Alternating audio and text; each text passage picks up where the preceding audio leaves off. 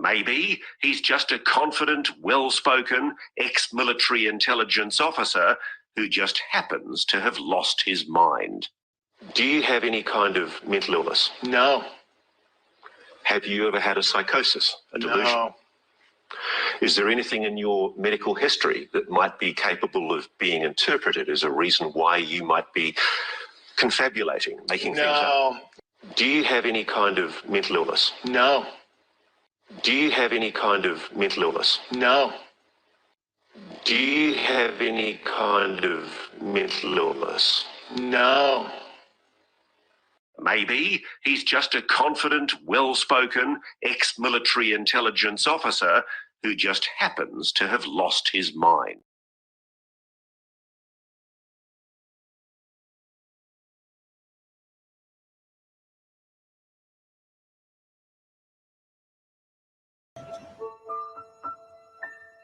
My boss got the email, he forwarded it to me, and he's like, do you want to do this? And I thought, well, I guess I was kind of the right guy that was chosen to do this thing, I guess. But maybe it was like a joke or something. Maybe it was like a psyop on me or something. I don't even know.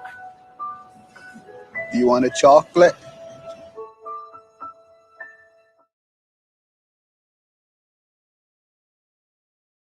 What do you have to say to people who say, well, if this is leaked footage, you know, this is people trying to get out their own agenda. This isn't necessarily credible. What do you have to say to people who say, well, if this is leaked footage, you know, this is people trying to get out their own agenda. This isn't necessarily credible.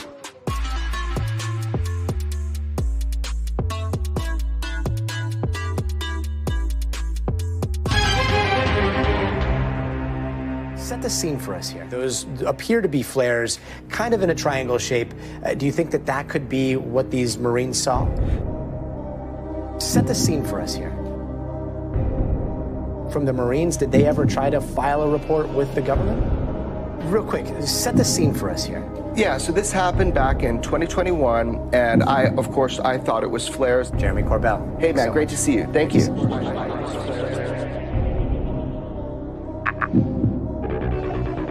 There is something in the sky over the desert here in California. Something, again, I guess you have to call it a UFO. Because I don't know what this is we're looking at. It is definitely weird, but earlier this week, Jeremy Corbell, who we've had on the show, where he's going to be joining us in just a moment. And George Knapp. From the Marines, did they ever try to file a report with the government? Yes, that was the problem. We weren't getting information.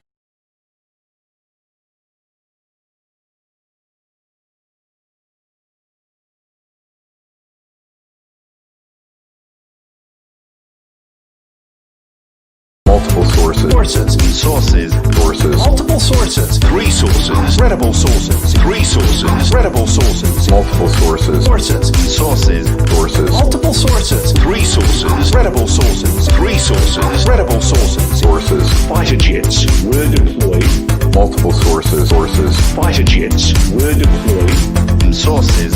I've heard of now from 3 different people. Yeah, I've heard the same thing. I've heard it now from 3 different people.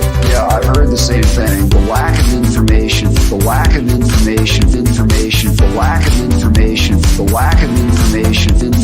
This is an ongoing mystery. Multiple sources. This is an ongoing mystery. Multiple sources. Intelligence sources. This is an ongoing mystery. Multiple sources. This is an ongoing mystery. Multiple sources. Intelligence sources. The lack of information, the lack of information, the lack of information, the lack of information, the lack of information, the lack of information, the lack of information, the lack of information, the lack of information, the lack of information, the lack of information, the lack of information, the lack of information, the lack of information, the lack of information, the lack of information, multiple sources, multiple sources, 3 sources, credible sources, 3 sources, credible sources, multiple sources, multiple sources, 3 sources, credible sources, 3 sources, credible sources. This is an ongoing mystery. Multiple sources. This is an ongoing mystery. Multiple sources. Intelligence sources. This is an ongoing mystery. Multiple sources. This is an ongoing mystery. Multiple sources. Intelligence sources.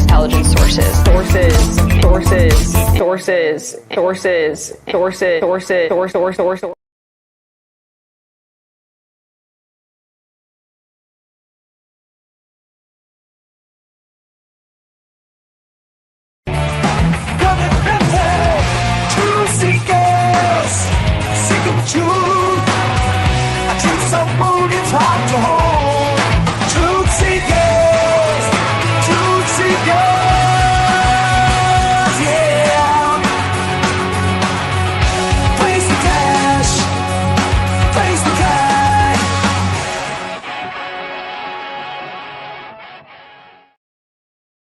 Greetings and salutations, friends, and welcome back. Tonight, we are going to be giving you an update of sorts of a bunch of smaller stories.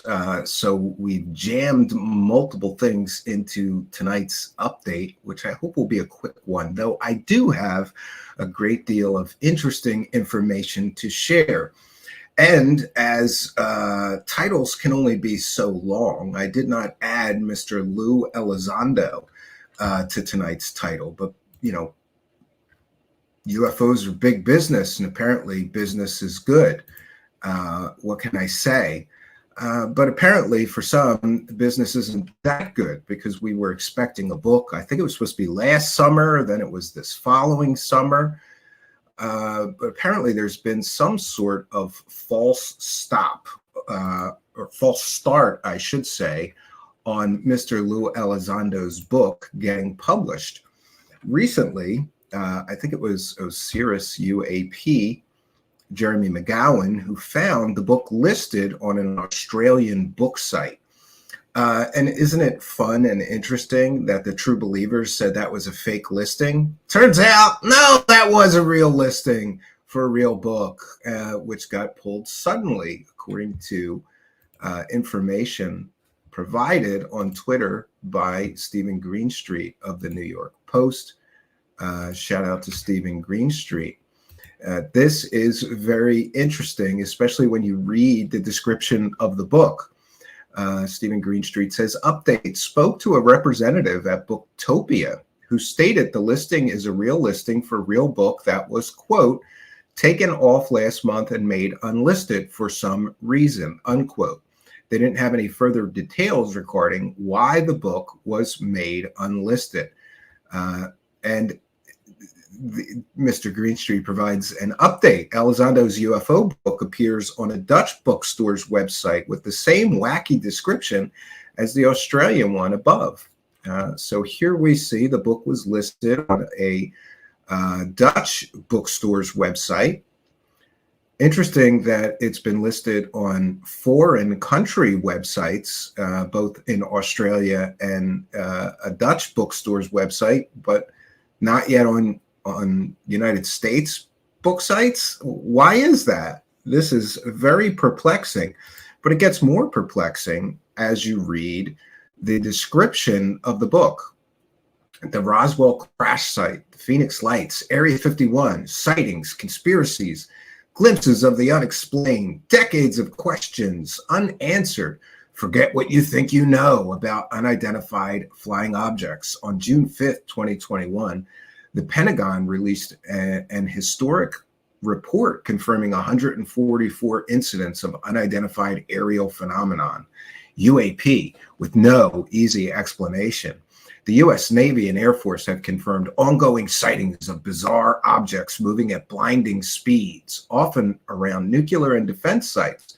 Barack Obama has publicly acknowledged the concern. And here's where it gets interesting. And I wonder who wrote this. Did Lou Elizondo write this? Because if so, this shows what an egomaniac this guy is. You remember Lou Elizondo. If you're unaware, he lied to the New York Times and claimed that he ran a $22 million funded Pentagon UFO program. Well, somebody lied to the New York Times. He was the principal source of that story, which was completely and totally factually inaccurate. Turns out he never ran an official Pentagon UFO program. Full stop. Maybe he ran a Pentagon UFO program in the land of make-believe, but here in reality, he just did UFOs as a hobby, and his assigned responsibilities at the Pentagon had absolutely nothing to do with UFOs. But don't let facts and evidence and reality get in the way of you being able to make lots and lots of money selling a book, right? Interesting. So, this description, I just love this. Luis Elizondo spent an accomplished military career hunting drug traffickers and terrorists. By the way, people have challenged him to release the records to prove that he actually, was hunting drug traffickers and terrorists, but he won't release any detailed military records or confirmation of his claims. Just like he can provide no proof that he ran a $22 million Pentagon UFO program, except for a letter from Harry Reid, which was somewhat unofficial, and Harry Reid's dead, and he was kind of in on the $22 million, kind of taxpayer money just vanishing and ending up with a no-bid sweetheart deal contract with one of his friends to study his own ranch. Great. But the Pentagon has repeatedly denied that Mr. Luis Elizondo had any assigned responsibilities concerning UFOs, nor did he run any real Pentagon UFO program, according to the Pentagon. But again, don't let things like facts and evidence ruin a good story you can sell.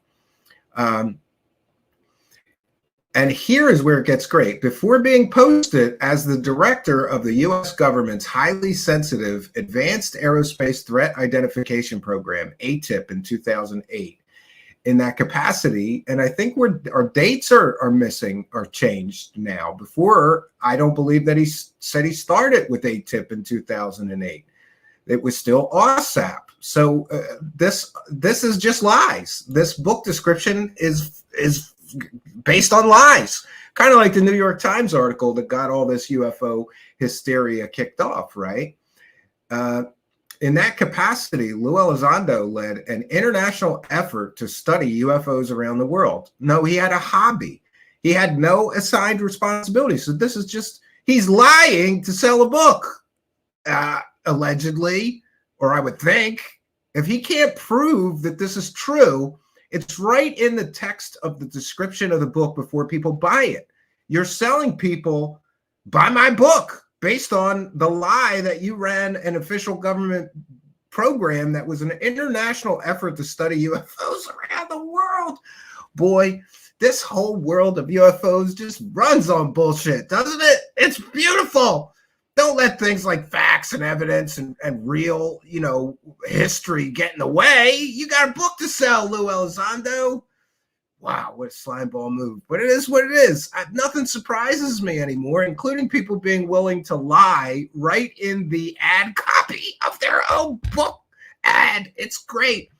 Shocked by what they found, Elizondo told his commanding officers the world needs the full truth. When Elizondo's superiors refused, he resigned his post in order to go public. What did he go public with? What information did he bring? That he likes money from UFO stupid people? Because all he did is start this TTSA thing. They collected millions of dollars, said they were going to do all these things, including build a goddamn spaceship, and we got nothing. They spent it on making a monster movie. All those millions of dollars. Didn't build a spaceship, didn't bring us UFO disclosure, didn't bring us any of those lab reports about their supposed crash retrieval, fragments. Okay, since then, he has led the global disclosure effort. He's leading the global disclosure effort. Oh, no wonder that Dr. Stephen Greer hates this guy, right? They hate each other, those two. There's only so much UFO money to go around. You gotta, if you gotta get the grift going, there's only so much UFO money going around. So, of course, Lou Elizondo is saying that since then he's led the global disclosure effort. Oh boy, all the Stephen Greer fans, I could see them now, right? And by the way, even big fans of Stephen Greer called him the fake Pentagon UFO guy, right? Yeah, he led a fake Pentagon UFO program. He's no disclosure guy. They trash him. Are we alone? Are governments in possession of wreckage? What do we know about the science and tech of UAP? Have UAP compromised our nuclear weapons caches? Yeah, guess what source he's using for that? Robert Salas, a wackadoo who also claims he gets abducted by aliens and has superpowers. But hey, you got to use whatever sources you can to sell the book. What's inside a UAP? Where do UAP go between sightings? Do they have a base or do they live among us? The biggest question of all, who are they? As a civilian with high-level national security clearance, this is where it gets good. Elizondo is widely viewed as the world's most credible authority on UAP and UFOs. Who widely views Elizondo as the world's most credible source of information about UAP and UFOs? And what kind of a fake Pentagon plastic person, right? His entire background is built on a complete and total lie of him running a program. And in the description of his own book, he calls himself, who wrote this? If not him, then he, right? If not him, then who wrote this?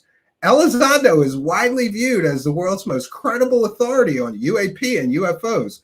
This memoir reveals groundbreaking, even shocking details of what ATIPs learned and the profound implications, not just for humanity, but for everything we think of about our lonely place in the universe.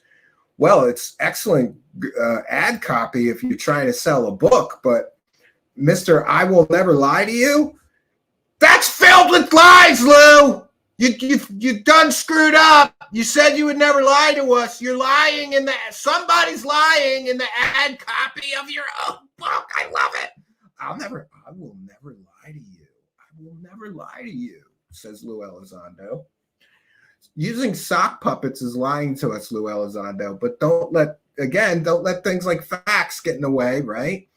And I'll forego the playing of that clip where he talks about how he was sent into the UFO community to use his counterintelligence skills, right? And that he's not a ufologist. A guy says he's not a ufologist, but then he also says that he's the world's leading authority on UFOs and UAP. You gotta love it. I love that this man says right on his Twitter, on the homepage of his Twitter, I will never lie to you. Somebody needs to explain to him that those are lies in this ad copy. And hey, what do you Lou asslickers have to say about this shit? Lying right in the ad copy to sell his book, right? What do you got to say for yourselves now? Hey, why don't you dox me again for telling people the truth about their leader, right? Why don't you come in my live chat and threaten my family by names again?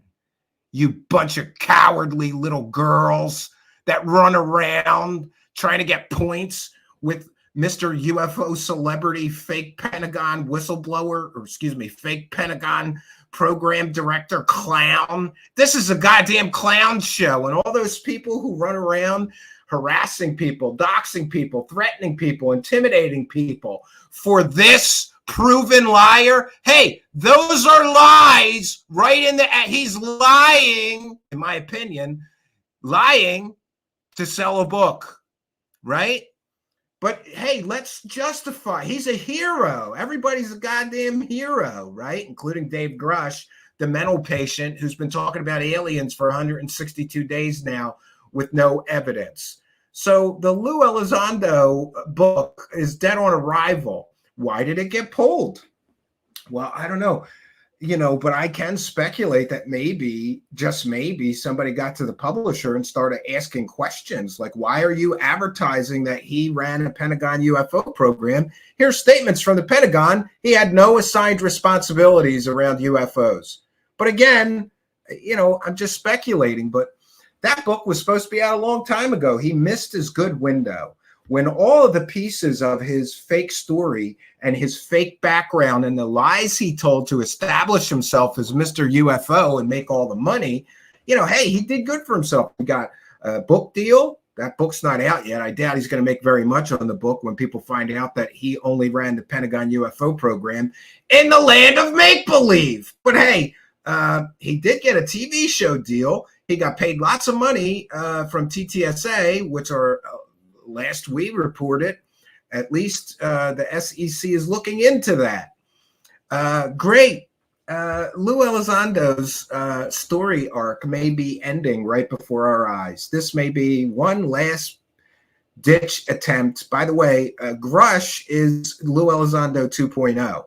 When the Lou Elizondo story completely and totally falls apart, along comes Grush, who Brian Bender and others have said is close friends with Lou Elizondo. Lou Elizondo groomed him for his current role as a fake whistleblower. So we've got the fake Pentagon UFO program director and a fake whistleblower. That's right, I said it. David Grush is a fake whistleblower because if you're a real whistleblower, you have evidence. David Grush, we're at 162 days, still no evidence, nothing, nada, none. And we've got some fun revelations coming up too regarding Ross Coulthart, who you may remember is the disgraced Australian journalist who we keep catching selling 100% complete and totally fake stories. How many times have we caught Ross Coulthart selling completely and totally fake stories? Honestly, I've lost count. I thought we were at 4. But it turns out we found another one, thanks to somebody reminding me of this other fake story, 100% fake story. By the way, that story, these guys are experts, right? Remember that. These are UFO experts. Chris Lehto is a former Air Force pilot, right? I think it's Air Force. I know he's a former fighter pilot, right? He can't tell the difference between an alien spaceship and a goddamn LED flashlight. That's where we're at. That's what kind of clown show this is. An F-16 pilot can't tell when somebody's just shining a flashlight at a camera that it's not an alien spaceship.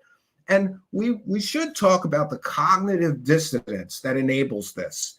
How deep into the rabbit hole has Chris Lehto gone that he can't tell the difference between reality and, and total fiction? He lives in a fantasy world where everything's aliens. Remember, he also pushed the Mexican fake aliens that were made from glued together dead babies. Hey, but to his credit, he took that video down after he realized how stupid he looked pushing those completely and totally fake Mexican aliens as real. Remember how excited he was? It's real aliens, man. It's real aliens.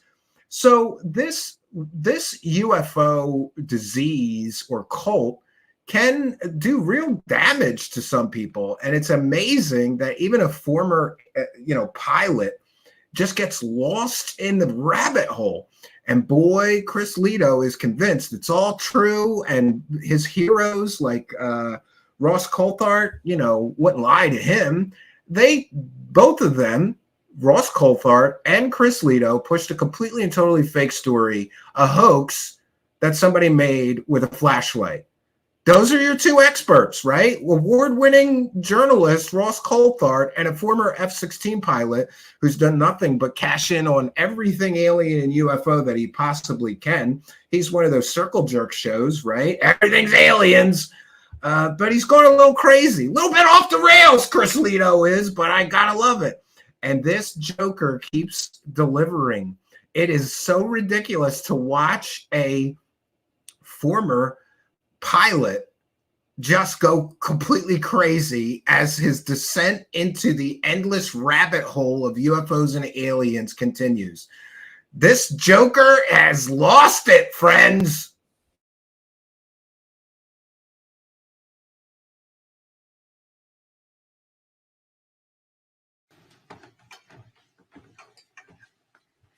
Thank you, Dan, and thank you to all the members of NASA's UAP independent study team. You're a bunch of cowards and lying sacks of shit, and your names are going to go down in history. Watch it. Watch it. Can't believe it. I can't believe it. Can't believe it. You're a bunch of cowards. You're cowards. And it's over. It's done. We know. We have the information. Can you feel that? Huh? Can you feel it? Yo, that. You had alien tech? Of course you could take over the world.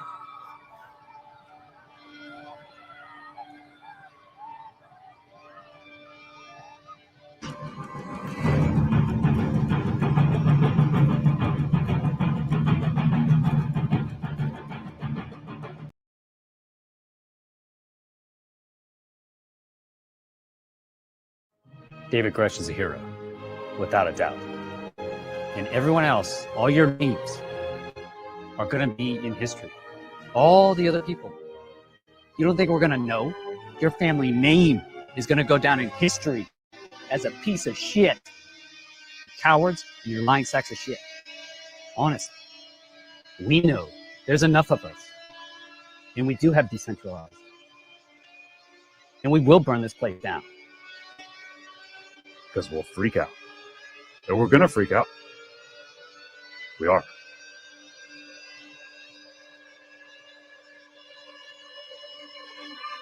Hope you guys enjoyed it.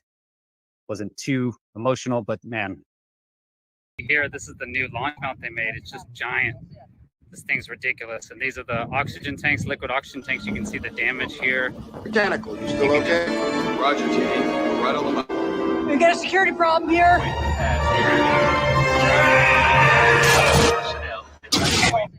This thing's ridiculous. See here, this is the new launch mount they made.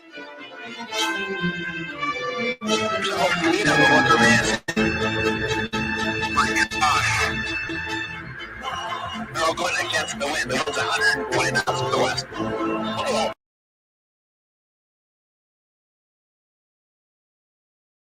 What can we say, friends? Some people get a little too far down the rabbit hole, and they're unable to tell the difference between reality.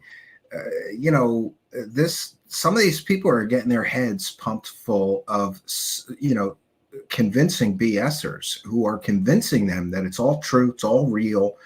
And that can have an extremely detrimental effect, especially to people when you consider that some people just literally have no filter. They don't have this ability to discern the difference between reality and fake stories being pushed. It's unfortunate, but that's just the way it is.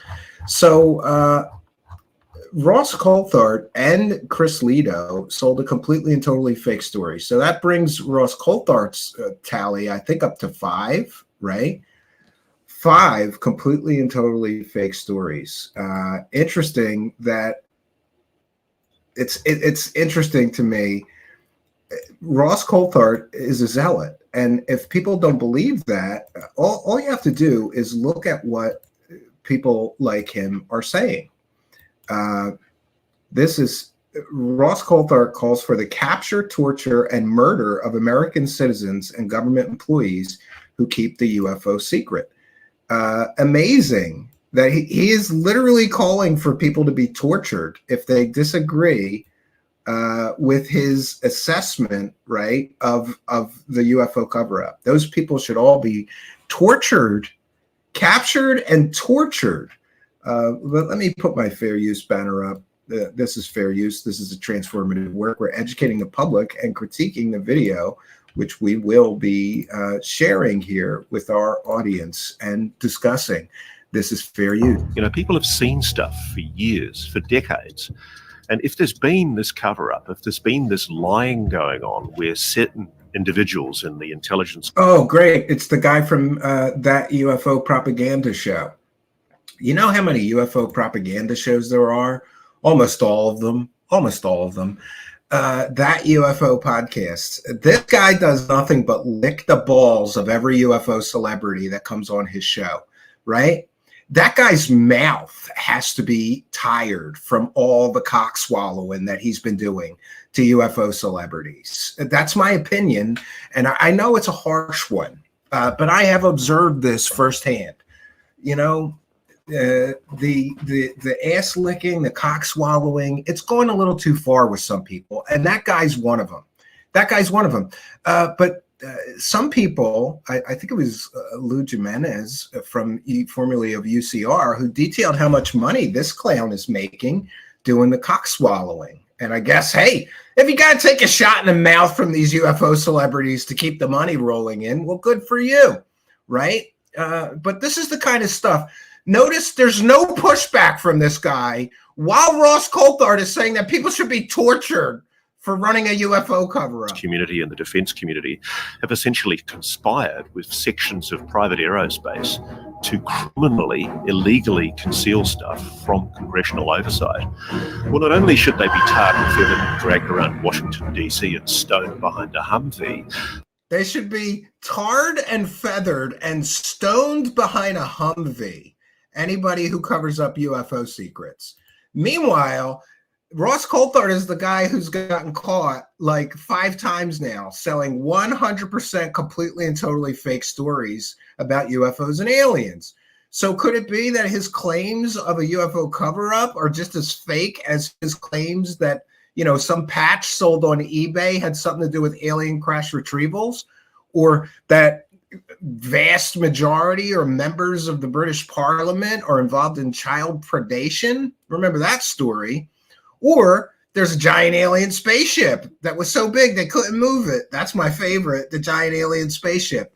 And to you true believers who get in my inbox and start, you know, arguing with me, maybe you should go find a goddamn giant spaceship, right? Maybe you should do that, right?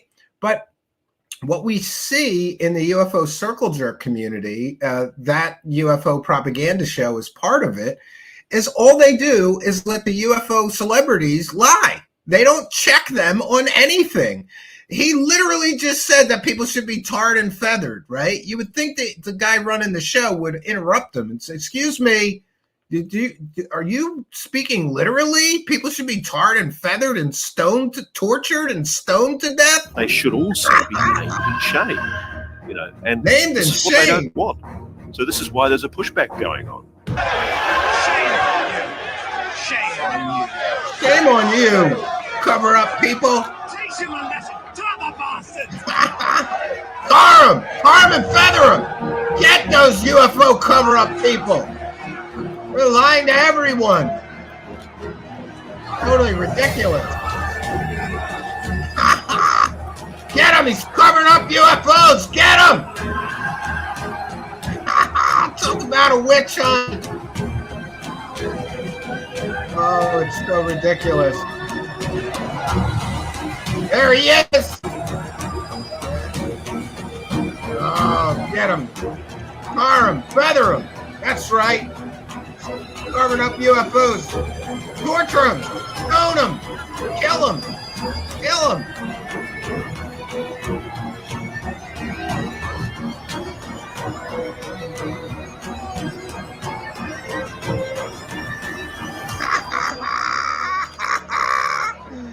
Oh, I bet you they hope that's Sean Kirkpatrick, right? Stoned behind a Humvee. Stoned behind a Humvee. That's at Tekken Fighter. I didn't get a chance to reach out to him, but it is fair use playing that. But I want to thank him for creating a really fun video that we could share. You gotta love the ridiculousness of this stuff. Like at some point, it gets so ridiculous that you just. He is asking for people to be tarred and feathered. Oh, by the way, pardon me, I want to take a moment to welcome in the live chat. We've got quite a lot of fun people. Yeah, here we go. Thank you, Lou Reviews. I'm glad I remembered this because this is an extremely good point. And do you know who's qualified to make these judgment calls? People who run YouTube channels. We can look at views and subscribers, and we can look at his Patreon. I think that's what Lou Reviews did and came up with this figure. Lou Reviews says it was estimated that Propaganda Podcast was making close to $130,000 per year. And that was last year. It's gotten higher since.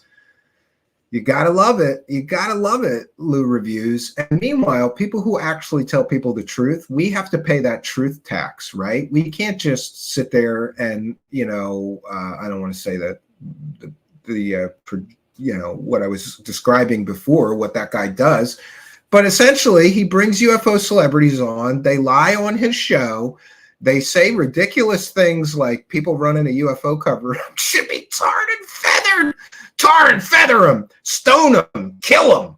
It's so stupid, so ridiculous. But this is the world in which we find ourselves. I see we have a great attendance in the live chat tonight. Welcome, one and all.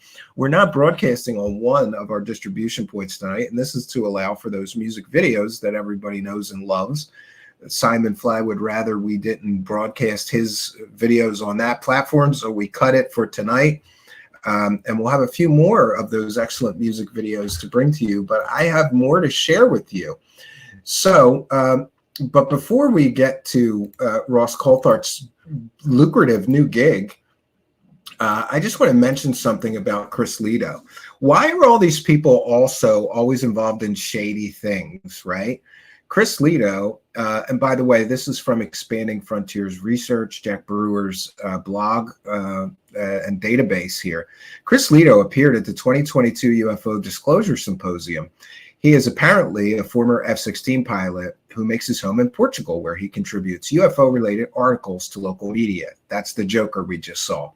He is also the founder of the UAP Society, whose website proclaims the Desai NFT-funded UAP research revolution has begun. That means something to the effect decentralized science is funded through the sale of non-fungible tokens, or NFTs, which is ultimately supposed to reveal answers about unidentified aerial phenomena. Chris Lehto sells NFTs, which are unique digital images that some seem to believe are or will be of value. You have probably seen some Bored Ape NFT images around, for instance. Lehto's hundreds of NFTs were created on the Ethereum blockchain. The digital images are offered for purchase in Ethereum or Ethereum cryptocurrency. They have alien and UFO themes and start in price range of around $100 or so and go up from there.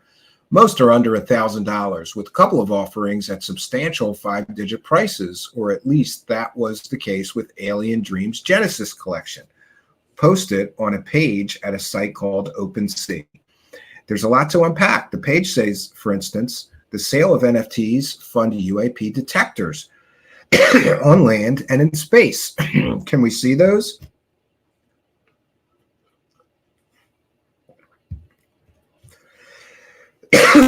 Pardon me. Here's where I have a problem.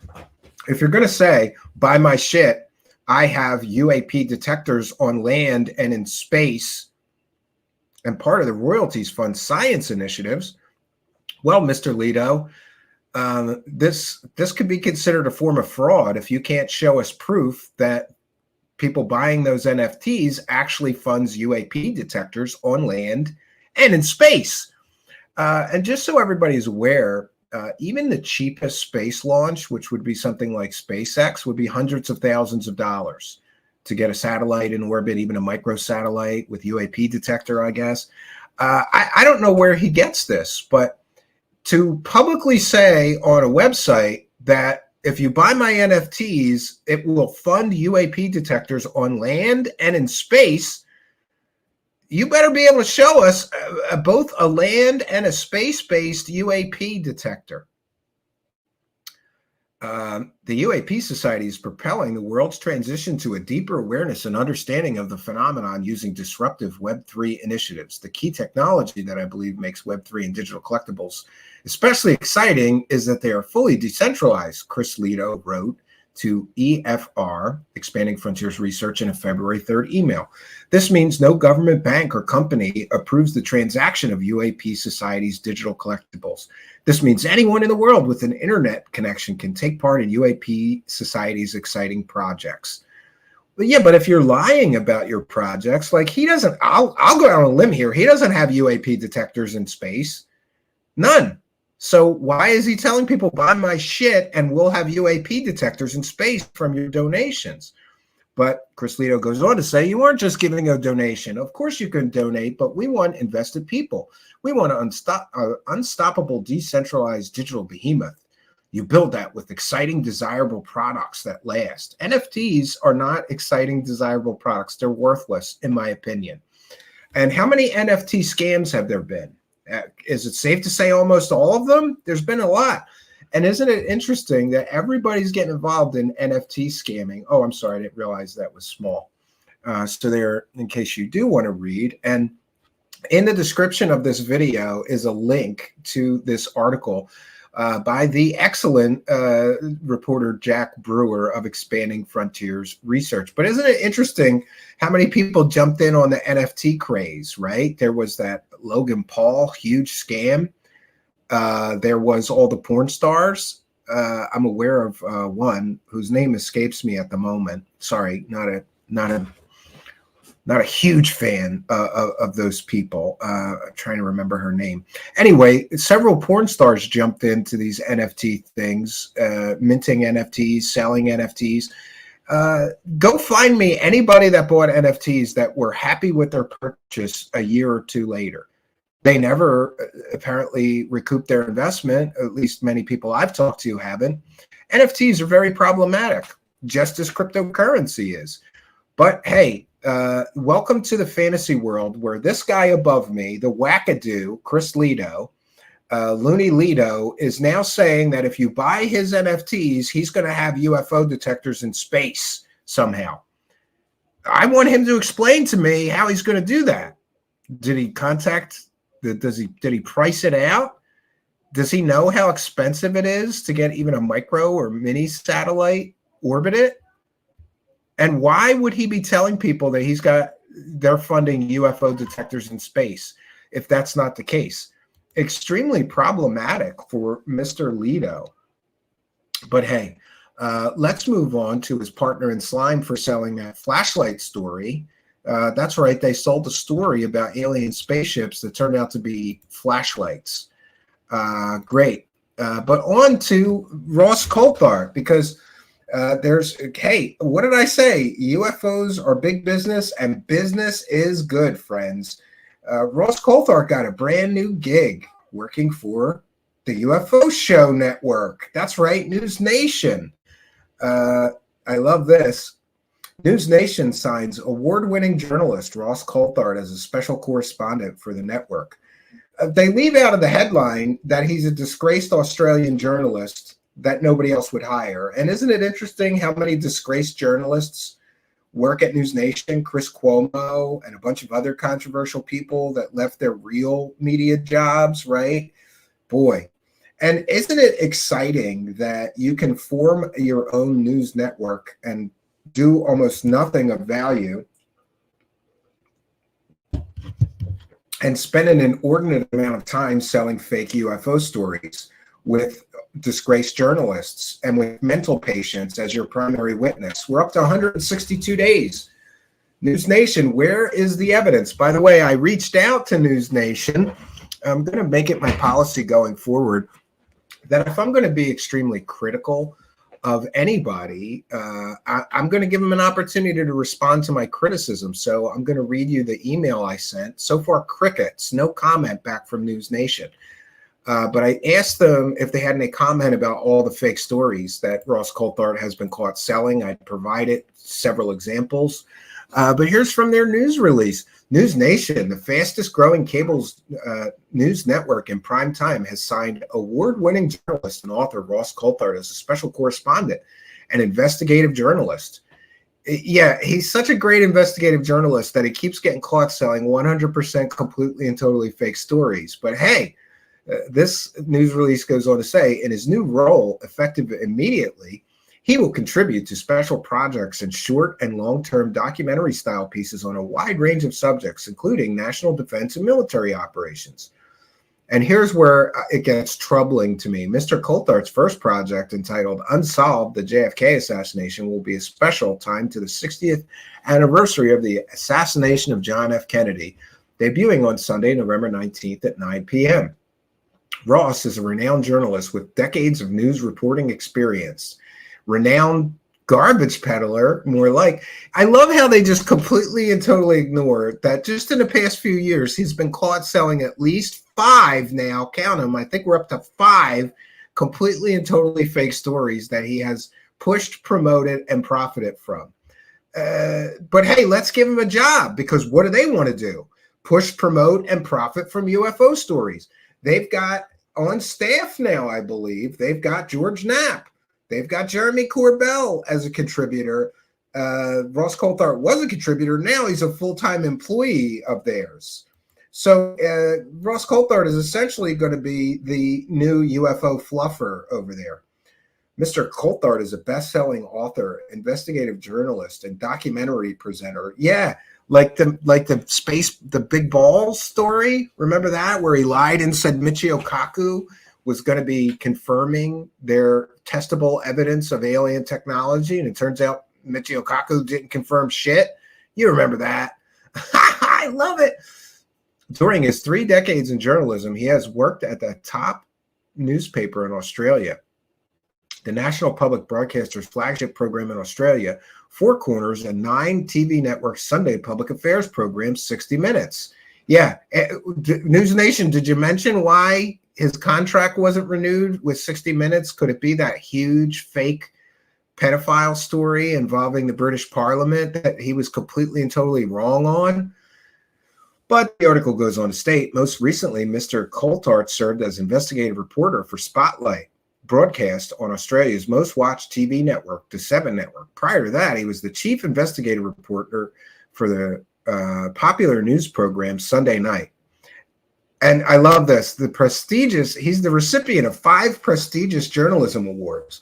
Then why does he keep getting caught selling fake stories, including the most covered award for Australian journalism, the Gold Wakely? He has also won a top broadcast award. Wow. And they talk about his podcast, Need to Know, his podcast really should be called Need to Know It's All Fake. You need to know this is all fake before you listen. With fellow author, producer, and journalist. They're calling Bryce Zabel a journalist now. He's a shit peddler, but okay. And I think this is interesting. He has a law degree from Victoria University in Wellington and resides in Sydney, Australia. And by the way, I reached out to Beth Feldman and Carly Shanahan, who are listed here as media contacts. I'm going to read you what I wrote to them. I just can't believe that they would put out a statement like that and not know or acknowledge at least that Ross Coulthart keeps getting caught selling completely and totally fake stories. I mean, that's bold, right? Hey, here's our new UFO garbage peddler, the guy that's been caught selling at least 5 completely and totally fake stories. And I left voicemail. I spoke with Miss Feldman on the phone. She's their media representative for NewsNation. I wrote to her early today and wrote, I spoke with you briefly on the telephone. You asked me to email you. I'm doing a story on NewsNation hiring Ross Coulthart. I'd like to know if you or NewsNation has any comment about the number of 100% fake stories that disgraced Australian journalist Ross Coulthart has been caught selling. Here is a recent example of a 100% fake story he pushed and profited from. And then I gave her a link to one of my stories about one of his fake stories. We have covered his multiple fake stories before. Here are 3 100% proven fake stories he pushed and profited from. I give her another link with another 3 completely and totally fake stories that Ross has pushed and profited from. I go on to write, Media Watch has also slammed Ross Coulthart's terrible reporting multiple times now. Do you have any comment on Media Watch's critique of his lack of journalistic ethics, bad vetting of sources, and his push of sensational stories with zero evidence? And I give them a link to Media Watch's reporting on Ross Coulthart being a garbage peddling huckster of fake stories. I end this email with also the Dave Grush story is now 162 days in. And still, Mr. Grush and Mr. Coulthart have not provided any proof whatsoever of any of the original claims made in the original NewsNation piece. When will we finally see evidence of Mr. Grush's claims, or is there never going to be any evidence to support his sensational claims? Best regards, and I signed it, left her my phone number. By the way, I texted her asking for comment. No comment so far. I got no. Let me just check my spam and my trash folder just to be sure. But I don't believe that NewsNation actually wants to. No, nothing. I'll check under all mail. Let me check under her email address. Nope.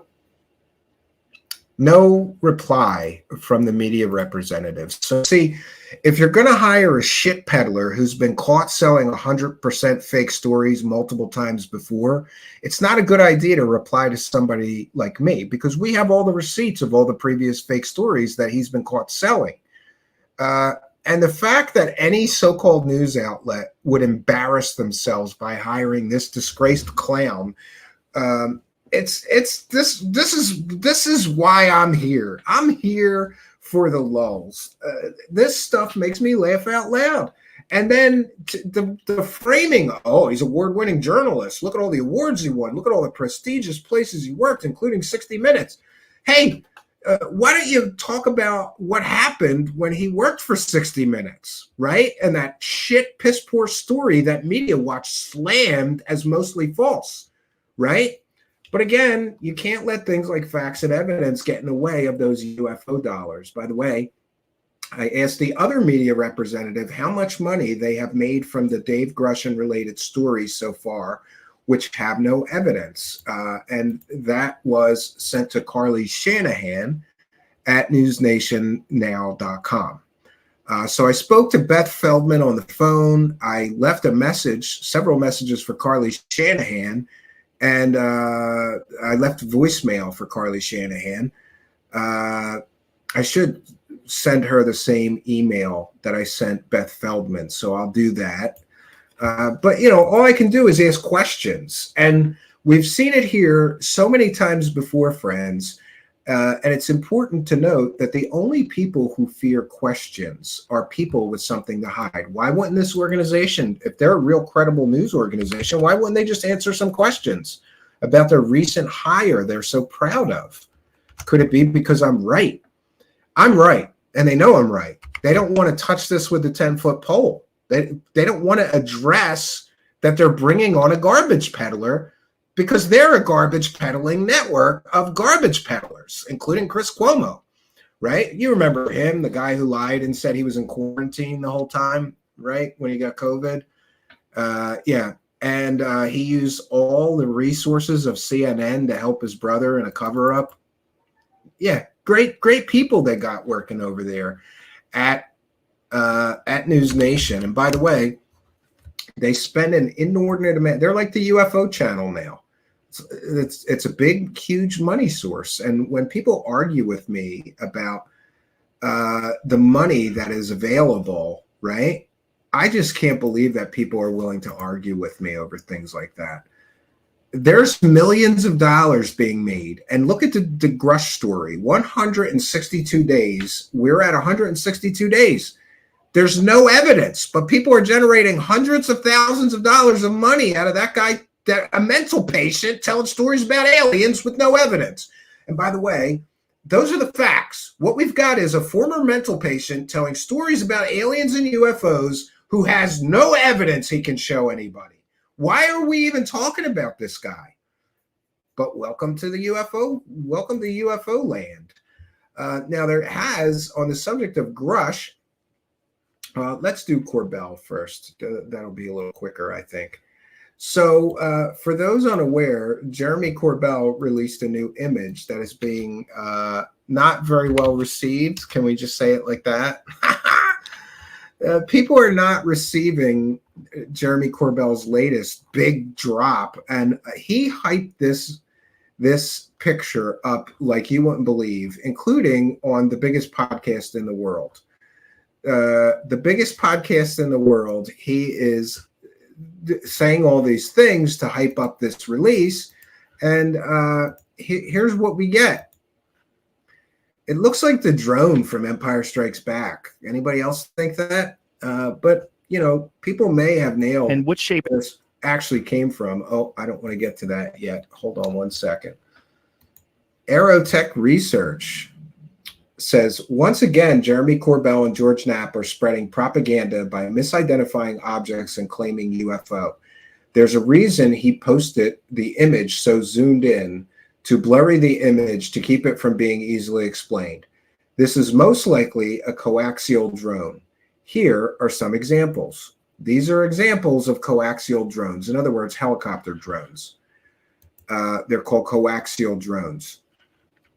So, you know, I'm not an image analyst, but it looks really close. And what you have to recognize and understand is that Jeremy Corbell has been caught selling drone footage as alien spaceships before. So do we just give him a pass for all the times he said drones were alien spaceships or flares were alien spaceships? Jeremy Corbell is wrong 100% of the time. And this, my friends, might be why I get frustrated when people argue. Oh.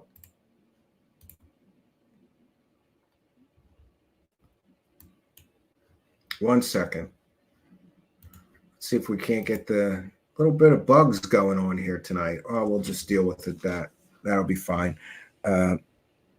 Little bit of bugs going on, switching studios. By the way, to those who asked, I did switch studios because it's environmental issues. That's what I would say.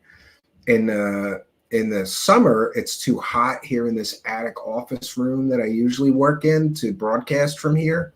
And the other space that I have, it's freezing cold in there. So, you know, yeah, I'm back here for the moment and we'll figure things out. Let's see if that camera is fixed yet. Yeah, there we go. All right, just a little bit of glitching. There's a lot of glitching going on, actually. I have a whole glitch camera going. There's a whole camera glitching. Yeah, this one just glitches. I don't know why. See the lines in the screen? I don't know why. I don't know what's going on. But we'll try to fix this before the next broadcast. So Jeremy Corbell hyped up this garbage picture on the Joe Rogan Experience podcast, and I hate that I have to worry about this, but Joe Rogan has one of those sort of pirate detectors. Does that make sense? That you get copyright claims very easily from playing anything from Joe Rogan. So I'm going to take the link to this and put it in the description of the video. Should I have to cut this from the broadcast, you can, if a video doesn't play of Joe Rogan and Jeremy Corbell in the next minute or two, that would mean that I got a copyright claim and had to cut it out of the broadcast. It will be in the description of the video. Because what Corbell says here is extremely important. And which shape are these ones that have payloads? Okay, well, that's what's crazy. So I have images of one that we fired on, and for can you show us the image? I'll show you. I'll show you. Yeah, show me right now. I'll show you. I'll show you. But I think you can't show it publicly yet? I don't know. Yeah, and this gets back into the situation that we have been discussing. There are rampant rumors that people like Dave Grush and Dave Stratton gave Jeremy Corbell things from classified briefings that he should not be releasing. So here he basically says, well, this came from something within the government, and I'm not sure that I can show it, right? Then why are you releasing still images of it? And why is Jeremy Corbell allowed to profit from government-funded photos, government-funded still images, government-funded videos? Can I get the same videos and monetize the shit out of them like he does? Why is he allowed to profit from taxpayer-funded videos and still images that come from within the government? And by the way, I'm going to contact Pentagon spokesperson Susan Gao, and I want an answer about this. Why is he allowed to profit from government-funded UFOs and videos? Why can't I get the same stuff and profit from them? I could slap my watermark on them, right? And by the way, I'll be talking over this every so often just to prevent the strike. Because it comes from a document I probably shouldn't have seen, but it comes from a document I probably shouldn't have seen. So who's leaking classified information or documents from within the United States government to Jeremy Corbell that he shouldn't see? This is why there's rumors that all the Grush claims of retaliation are about leaks to UFO grifters of sensitive up to and including perhaps classified information from within government sources. People send things to me in ways that I can look at them. So okay. People send things to me in ways that I can look at them. I've got a lot of questions for the Pentagon about why he's getting stuff, documents from within the United States government that he should not be getting. And I'm sharing this from Who is Axelrod, Atco Kicks Rocks 88. Thank you, Jess, who says, does resemble the drones below. Here is Corbell first describing it on JRE. Anyway, let's talk about that later. So it looks like this. Looks like a fucking jellyfish, man. Like a jellyfish. Yeah, I don't know. It's stiff, but that about the size of like a big coffee table. That's the one at least that we fired on recently. Big coffee like this. And he's claiming we fired on it. That would mean that would be an active war zone, which by definition would mean that the entire event surrounding that would be classified. Why does he know about it? Or is he full of shit? The government has to start answering for the claims of the Griff Squad. And I hate to waste government time, energy, and resources on the UFO Griff Squad, but imagine if there was someone within the United States government, someone like me, whose responsibility it would be to call bullshit on the claims he's claiming this UFO was fired upon. Great. How do you know that? Why should you know that? That would be very sensitive information by definition, but logic has no place here in Clown World. Dusk, maybe? Yeah, about 10 to 12 feet. And then it looks domed, and then it has and they're not all like this, but this is the one we're talking about that I know was recently fired upon. And what do they think it's made? And remember his last grift. Oh, there are UFOs that have been fired on as recently as last Tuesday. Made out of? He never proved those claims, by the way.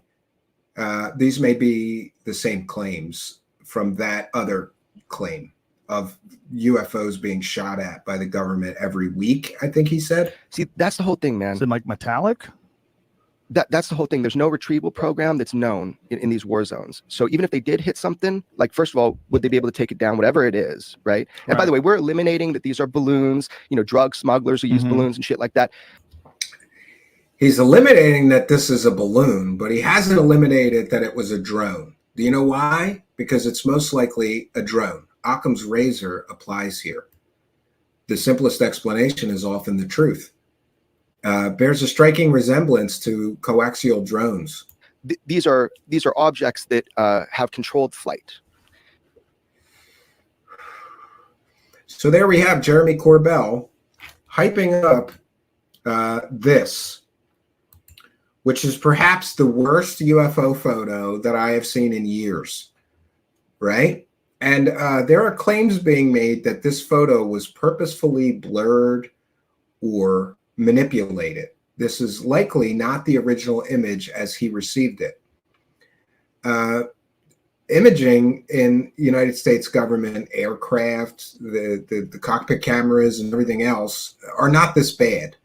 Why is the image so deteriorated? Why is the image so grainy and zoomed in?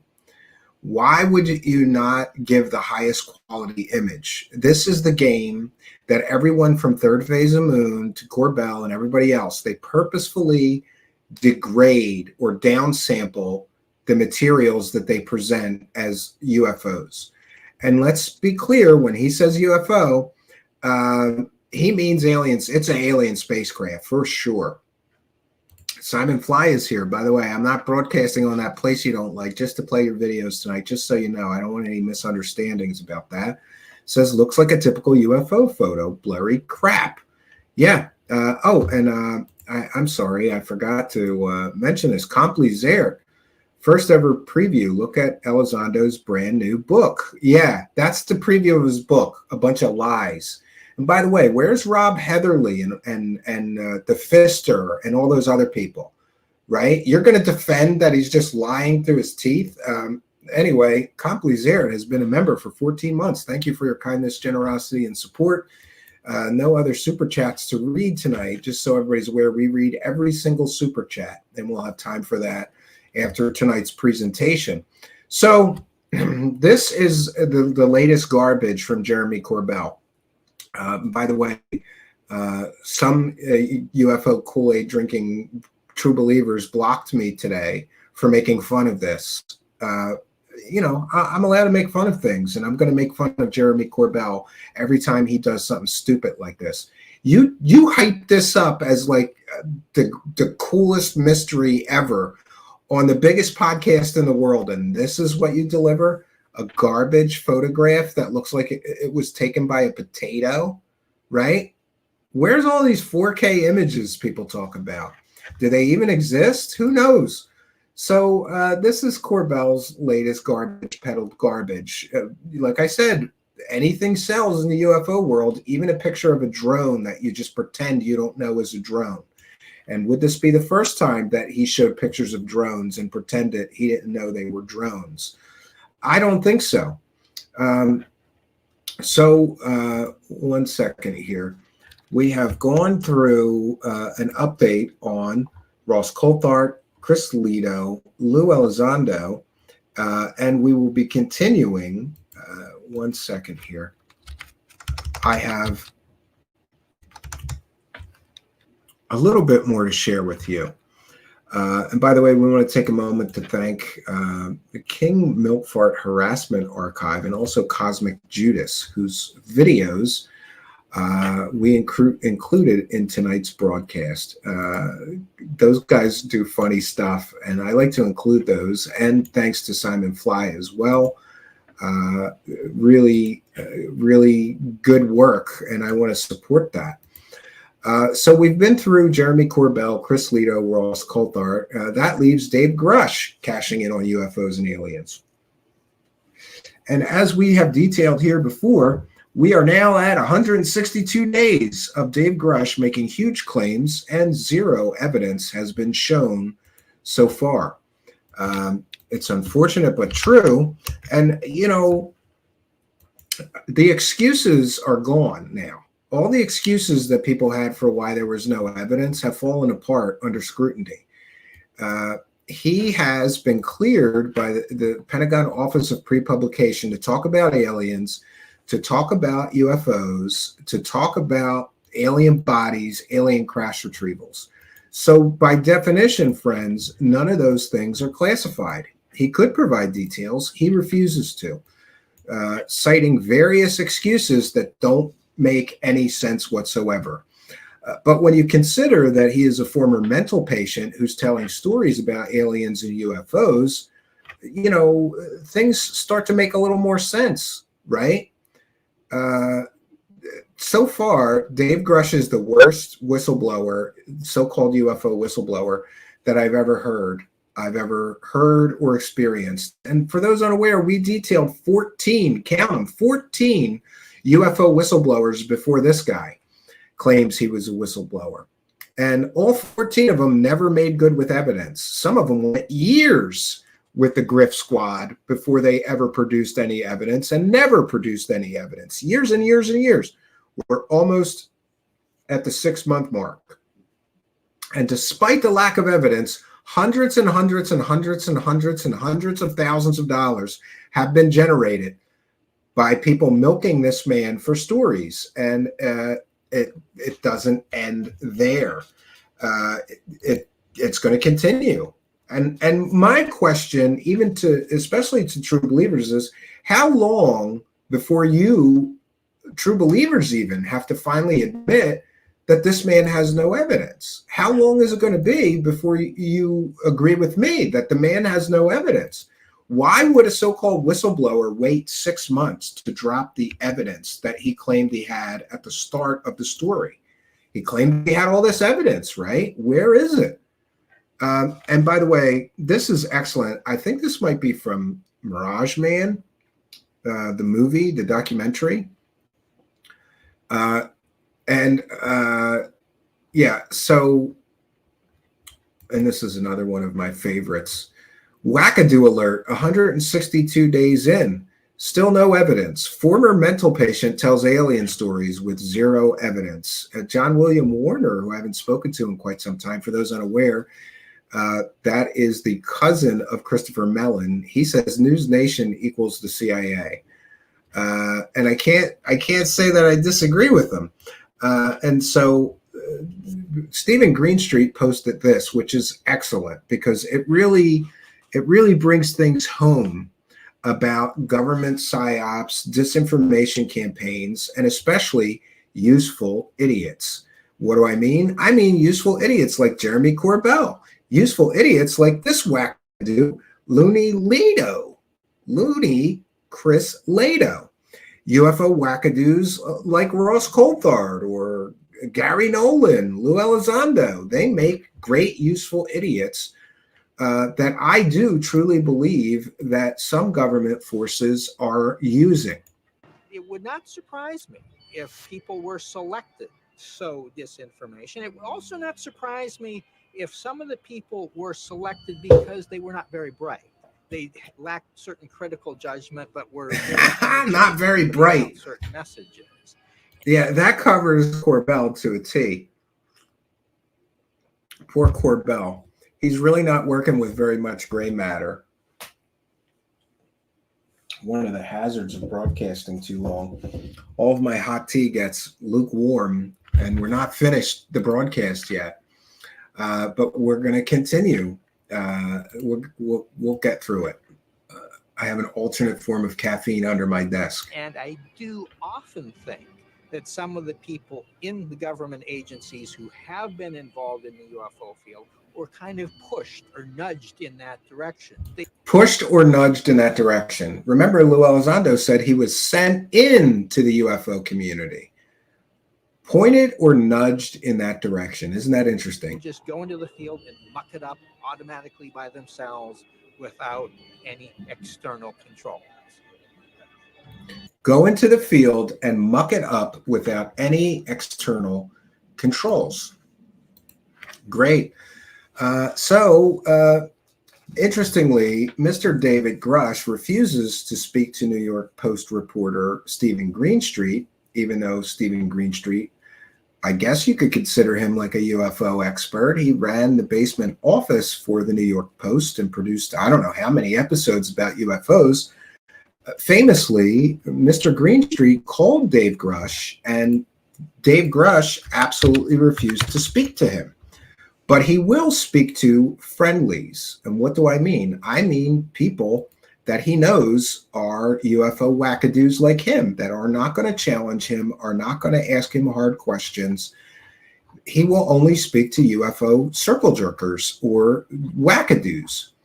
It's great. And we also have to recognize and understand that the proper place for Grush to go and tell his stories to would be the office of Arrow. And here we have Dr. Kirkpatrick, who was asked, so Mr. Grush, since Arrow has stood up and since I've been director, has not come to see us and provided, oh, I'm sorry. Dr. Kirkpatrick said, Mr. Grush, since Arrow has stood up and since I've been director, has not come to see us and provided any information. Dr. Kirkpatrick goes on to say, so the last time I believe I spoke to Mr. Grush was when I was in the J2 at U.S. Space Command about 5 years ago, and it was not on this topic. Now, we have interviewed a whole range of people, over 30 now. I think we've interviewed most of the people that he may have talked to, but we don't know that. And we have extended an invitation at least 4 or 5 times now for him to come in over the last 8 months or so, and it has been declined. So why is Mr. Grush refusing to talk to anybody who's going to ask him hard questions? Is he really that much of a pussy? I think he is. Or he knows that he has no evidence. And, you know, prove me wrong. If he has evidence, let's see it. Let's see it. And, you know, we're going on 6 months now. 6 months now, you can't show us any evidence whatsoever. But he does talk about completely and totally fake hoaxed UFO stories that were brought to us by William Brophy, who brought us other completely and totally provably fake UFO stories. That's his evidence. That and citing crap from other UFO wackadoos, like Eric Davis, I believe, like Lou Elizondo. That's where that Italian UFO story that's fake originated from, or got popularized again by Elizondo talking about it. Suddenly, Grush is talking about it, and now suddenly Grush is talking to Italian UFO researchers. Not the New York Post, not the New York Times, not the Washington Post, not a big newspaper from Los Angeles or from Philadelphia or anyplace else. No, he's talking to a fringe group of UFO enthusiasts in the state, or excuse me, in the country of Italy. After he refused to talk to Dr. Kirkpatrick when Kirkpatrick asked him. And by the way, the truth is going to come out about this because Kirkpatrick's emails are FOIA-able, which means we're going to find out if he, you know, invited Dave Grush 4 times and Dave Grush ignored him. We're going to find that out. And then what will you true believer ass lickers say, right? Get down on those, get ready, man. You're going to have to double time lick it to get to cover this up. There is a UFO cover-up. There is definitely a UFO cover-up, maybe 2 of them. There may be a government UFO cover-up.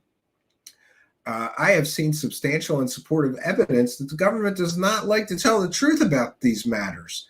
But the second UFO cover-up, the one that nobody talks about, is that almost all of these people selling these stories, all the stories are based on fabrications, half-truths, distortions, misidentifications, playing fast and loose with the facts, wackadoo sources that have no evidence, and more. That's the cover-up they don't want you to know about. The real cover-up they don't want you to know about is that the people selling this won't tell you the truth, that most of this stuff is all fake.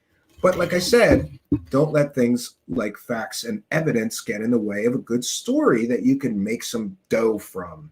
We're here for the UFO. If you're here for the UFO dollars, just, you know, unplug from reality. Reality does not matter. All right, we've got one last thing to share with you. Well, a few things, but for tonight's presentation, one more thing. And that is the recent part of the recent interview. And here's another form of obfuscation. I think he did like a 2 or 3 hour interview. So far, I've only been able to find 20 minutes of it in English, which is stupid because they interviewed him in English. The interviewers were speaking English. He was speaking English. Then they put it online with Italian overdubs, right? So you got to go find closed captioning to hear what was said, and we'll get a translation and cover more of this interview because I think he said some pretty interesting things during it, but I'm not prepared to do the whole thing tonight, but I am prepared to show you the 20 minutes in English that was released from ICER Network. And look, 26,000 views. So that's great. They made almost $300 already just from a 20-minute segment of an interview with Mr. Grush. By the way, this is fair use, a transformative work. We're educating the public, and we'll be discussing and critiquing the video that we are sharing. But it's important to note that, again, why would a so-called UFO whistleblower not want to speak to real newspapers, not want to speak to real media outlets, and instead spend all his time at a fringe media outlet like NewsNation, talking to disgraced journalists like Ross Coulthart, who've been caught selling fake stories multiple times, or talking to people like Ralph Blumenthal and Leslie Keene, who have also been caught selling completely and totally fake stories, or go to a shit website. Instead of going to the New York Times or the Washington Post or the New York Post, go to the debrief.com, a garbage rag on the internet that makes all their money selling mostly fake UFO stories. Congratulations, Dave Grush. You're really doing a great job blowing the whistle, ignoring all those huge media outlets that can bring you all, so many eyes and ears on your important information. I think Dave Grush knows he has no information except for garbage given to him by other UFO wackadoos that are so stuck in their own cognitive bias they see aliens everywhere. Oh, let me fast forward this past the music here in case it's copyrighted. This guy's the president of CUN, whatever that is. I think it's Robert Pinotti. I think he was involved in selling. Wasn't he involved? Somebody tell me in the live chat. Wasn't Robert Pinotti the person involved in selling the completely and totally fake Mussolini UFO story that Dave Grush and Lou Elizondo talk about? Remember, all the stories of alien bodies and all that shit, it came from William Brophy, a pathological liar who loves UFO money. So, Dave, nowadays you are very famous in the whole UFO community. Very famous in the UFO community, I guess. But let's go back a bit. And please tell us. Yeah, and a lot of people have commented that Mr. Grush is looking pretty rough. I don't know. Maybe he grew a beard to be like his hero, Lou Elizondo. Who knows? That made you decide to come forward in the open with your explosive declarations. Explosive declarations. Yeah, there was no explosive. There was explosive allegations and I guess declarations. The government is hiding UFOs, alien spacecraft, non-human craft, biological entities, bodies. It's one of those things, right? And I'll take some comments and questions from the live chat, which we'll share on screen while we're going over this. Yeah, well, the journey of going public was a very long one. It was a journey that I didn't think that was going to end the way it did with. Yeah, the journey to go public was a long one because he was behind the scenes. Some rumors suggest giving information to people like Jeremy Corbell and George Knapp. And he was behind the scenes talking to other UFO people for quite a long time before anybody knew who he was. Me leaving my career. I reported that information to the Inspector General back in 2022 because I saw the UAP task force was not being afforded access to these programs that I uncovered through witness interview, document review, etc. And based on reprisals I was facing, it was most prudent for me to, for my own protection, submit a whistleblower complaint with the Intelligence Community Inspector General. Yeah, and the timeline is a little messy here. That ran its course. I provided the Intelligence Committee's information in late 2022, but I saw the writing on the. Maybe we need a new counter because he hasn't been just making these claims since June 5th, 2023. He's been making these claims since 2022. So, it could be up to a year and a half already. Still no evidence from him of the claims that he's been making. And I get a lot of flack for pointing out that he's a former mental patient with autism. I'm sorry, it's relevant. If he wasn't a former mental patient and had no evidence, okay. But when you have both of those, former mental patient and has no evidence, you have to question whether that may be the source of some of his claims. Right? The wall where I wasn't going to be able to affect change and, kind of pressure the investigation that would have been necessary to break open these programs for further study within the government. So I took it upon myself. I looked around and I was the only one out of my small contingent of colleagues that had kind of the right opportunity. Small contingent of colleagues. Who would those people be? The people he's calling colleagues. Is he talking about Lou Elizondo, Jeremy Corbell, George Knapp, or is he talking about people within the government like Lakatsky and Stratton? To go public, and I decided that made the most sense, so I could use the levers of public pressure to hold the legislative branch and the executive branch accountable in the U.S. I saw internally there was no way that this issue was going to be self-policed within the U.S. government, so I needed to go up on the outside to hold them accountable. Good. And a big cut, and then we get to another question. Specifically, I would like to know, did you experience any kind of problems for what you have publicly declared? Here's where it gets interesting. There were some high-level officials in some former agencies I worked for that were very unhappy to see my face on television, and some of the pushback I got after I went public is I have told Congress that behind closed doors. Everything's behind closed doors. He can't name the names. He can't give any details. It's all hush, top secret, which is kind of ridiculous for a whistleblower. Like, well, I'll tell you what happened, but I won't name names or provide any evidence of my allegations, right? And the Department of Defense Inspector General are looking at some of the reprisal aspects after I went public as well, because there's some things that Congress may disclose in the future about.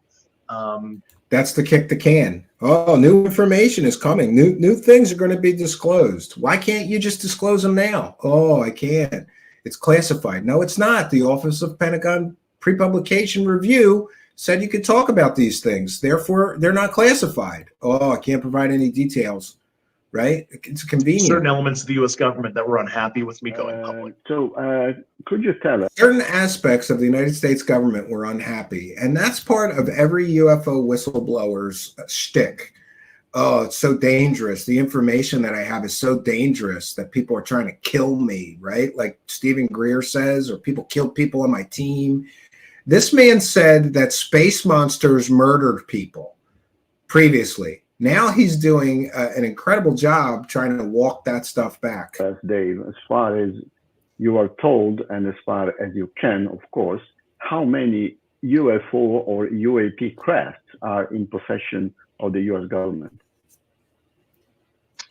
I was presented those specific numbers in a classified environment, and I did provide those metrics to authorities. Like I said on NewsNation, it is quite a number. It's quite a number. What's the number? I can't tell you. Again, I can't tell. I can't give you any information. Again, for a whistleblower, this is the worst whistleblower ever. Oh, I have all this information, but I can't tell you any of it. To say it's double digits. Double digits. That would be more than 10 or less than 100. That's quite a claim to make with zero evidence, but that's nothing new because Dave Grush has been making sensational, out of this world claims about aliens and UFOs in the United States government for 162 days now, all with zero evidence. Fact numbers I did not clear through pre-publication and security review. And furthermore, some of the more specifics, as I've said in a recent interview on a YouTube channel called Yes Theory, it really should be the U.S. president and other officials that provide the more detailed disclosure, because I don't have all the data. I don't know what some of the ramifications. The president has to tell everybody about the spaceships. I think he needs some time back in a rubber room to think about all this. Occasions are with certain things, and you have to remember giving out specific metrics or numbers. Foreign intelligence services, Russia, China, etc. You know, they're watching this video right now, and they want to see, you know, did they get their numbers right? And I'm not here to provide, you know, foreign intelligence services additional data. So I have to be very careful about specifics. It's not. Notice there's always an excuse for why he can't answer questions. For Elizondo, it was always his NDAs, his non-disclosure agreements. For Grush, it's you know, I'm a whistleblower, but I can't tell you any evidence or real information. I can't answer real questions, but I'm a whistleblower. No, you're not then. Did Edward Snowden refuse to answer any questions? No, he provided terabytes of data and answered all the questions of the people at high-ranking media outlets that discovered him and his story. He answered all questions. He did not hold back. Grush has been holding back this entire time, 162 days of I can't tell you. Some whistleblower. Not because I don't want to be transparent, but I do know foreign intelligence services are, watching these kind of videos. The president should be doing this. Could you tell us something about the involvement of private U.S. corporations Could be, Simon Fly. Into the reverse engineering program or programs? Yeah, there's certainly been private corporations involved, both, federally funded research and development centers and for-profits, companies that have contracted with the U.S. government over the years. Like I mentioned in other interviews, the U.S. government overlaid the Manhattan Project secrecy, personnel. This is another claim. And I'm sorry, but real history does not support this claim as being accurate. Generally what elements were involved corporately and governmentally in that too. Atomic Energy Commission, which, morphed into Department of Energy, Nuclear Regulatory Commission later. And that is why you see in what we call the Schumer Amendment in the United States that hopefully will be signed here very shortly. And maybe it'll be signed by the time the conference happens, where they cite the Atomic Energy Act of 1954 and other provisions within the unclassified Schumer Amendment. Yeah, this is a good point. Technique says he still broke. Everyone grifted his story off of him. Yeah, I'm sure Corbell made a lot of money. I'm sure George Knapp made a lot of money. I'm sure that Ross Coulthart made a lot of money. I bet you Grush has made the least money out of everybody. I'm sure NewsNation made a lot of money. I'd be interested in him answering a very simple question. Are you being paid for your interviews with places like Yes Theory, who are making tens of thousands of dollars off of monetized videos of you telling stories, again, with no evidence? That's because they understand that the secrecy justification ran along the lines of, U.S. nuclear secrets. And that's a whole other discussion for now. And I'll mention that's, you'll notice in the Schumer Amendment, they talk about transclassified foreign nuclear information, TF&I, in the Schumer Amendment. And that is not by accident, because you can imagine. Yeah, and this is where you got to throw out some intelligence community, knowledge or garbage, so people think that you know all the secrets. What that means is, say the U.S. through intelligence operations stole a foreign nuclear secret. Well, the U.S. liked that foreign nuclear secret and wanted to make it their own, so they transclassified it into a U.S. protected nuclear capability. And that's what the Schumer Amendment is trying to espouse, if you read in between the lines, that they've justified it through, these nuclear secrecy provisions. But yes, certainly private companies were involved. The specific. Yeah, why can't he name the specific companies that were involved? Specific ones I did provide. Oh, he provided it in a classified setting, but he can't tell us. Again, worst whistleblower ever. To the congressional committees and the Inspector General. No, I think he wouldn't say those things publicly because there's liability laws. If he started making claims, false claims about things like Lockheed Skunk, companies like maybe Lockheed or the Battelle Institute or whatever, he'd have some consequences for making false claims, or he could if he made those claims publicly. 1 second here. So it's interesting that he can't name, again, excuses. When pressed for details, every single time, he's got an excuse for why he can't answer real questions. Down to specific facilities I am aware of, down to the address, right, where they exist. Worst and also I had whistleblower the individuals that, firsthand worked on the program. He doesn't look provide psycho that while looking psycho. disclosure and interview with the Inspector General as well. So it wasn't just coming from me. So then, You're right, are Brett you Clark. aware, or can you confirm the fact that murders have been committed for the purpose of maintaining secrecy on everything concerns UFO, the UFO UAP subject? And here's where it gets interesting, because before he said people were murdered. People were murdered, right? Now he's going to backpedal. I don't have any personal knowledge, but of the 40 people we did interview, I'd say about 10 to 12 of them had concerns about wet work, murders in the past, people going missing. Wet work murders. Do you know who else talks about wet work murders? David Wilcock and Dr. Stephen Greer. So Dave Grush is now in the same category, making the same claims as people like David Wilcock, Ancient Aliens star. And who else made that claim? Oh, Dr. Stephen Greer claimed that there's wet works, because people are murdered to protect the UFO secrets, including Stephen Greer claimed people on his team were assassinated. He's in the same category now as Dr. Stephen Greer and David Wilcock. And isn't it interesting that he provides just as much evidence as David Wilcock and Stephen Greer do when they talk about this nonsense? In their workplace. I certainly had, some disturbing things happen to me in my personal life from a physical intimidation perspective, which I reported to my agency's counterintelligence element. He doesn't have any personal when I was knowledge of still in anything. government. Obviously, I was never physically harmed, but I Somebody told me, certainly saw signatures of what I thought was illicit extra-governmental activity as it related to intimidating me and some of my other colleagues.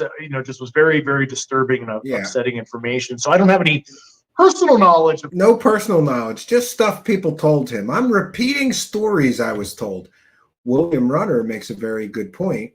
There is no doubt that our government recovers down and crash craft of unknown origin and tries to reverse engineer them. That has been going on since the 40s. They are not ET.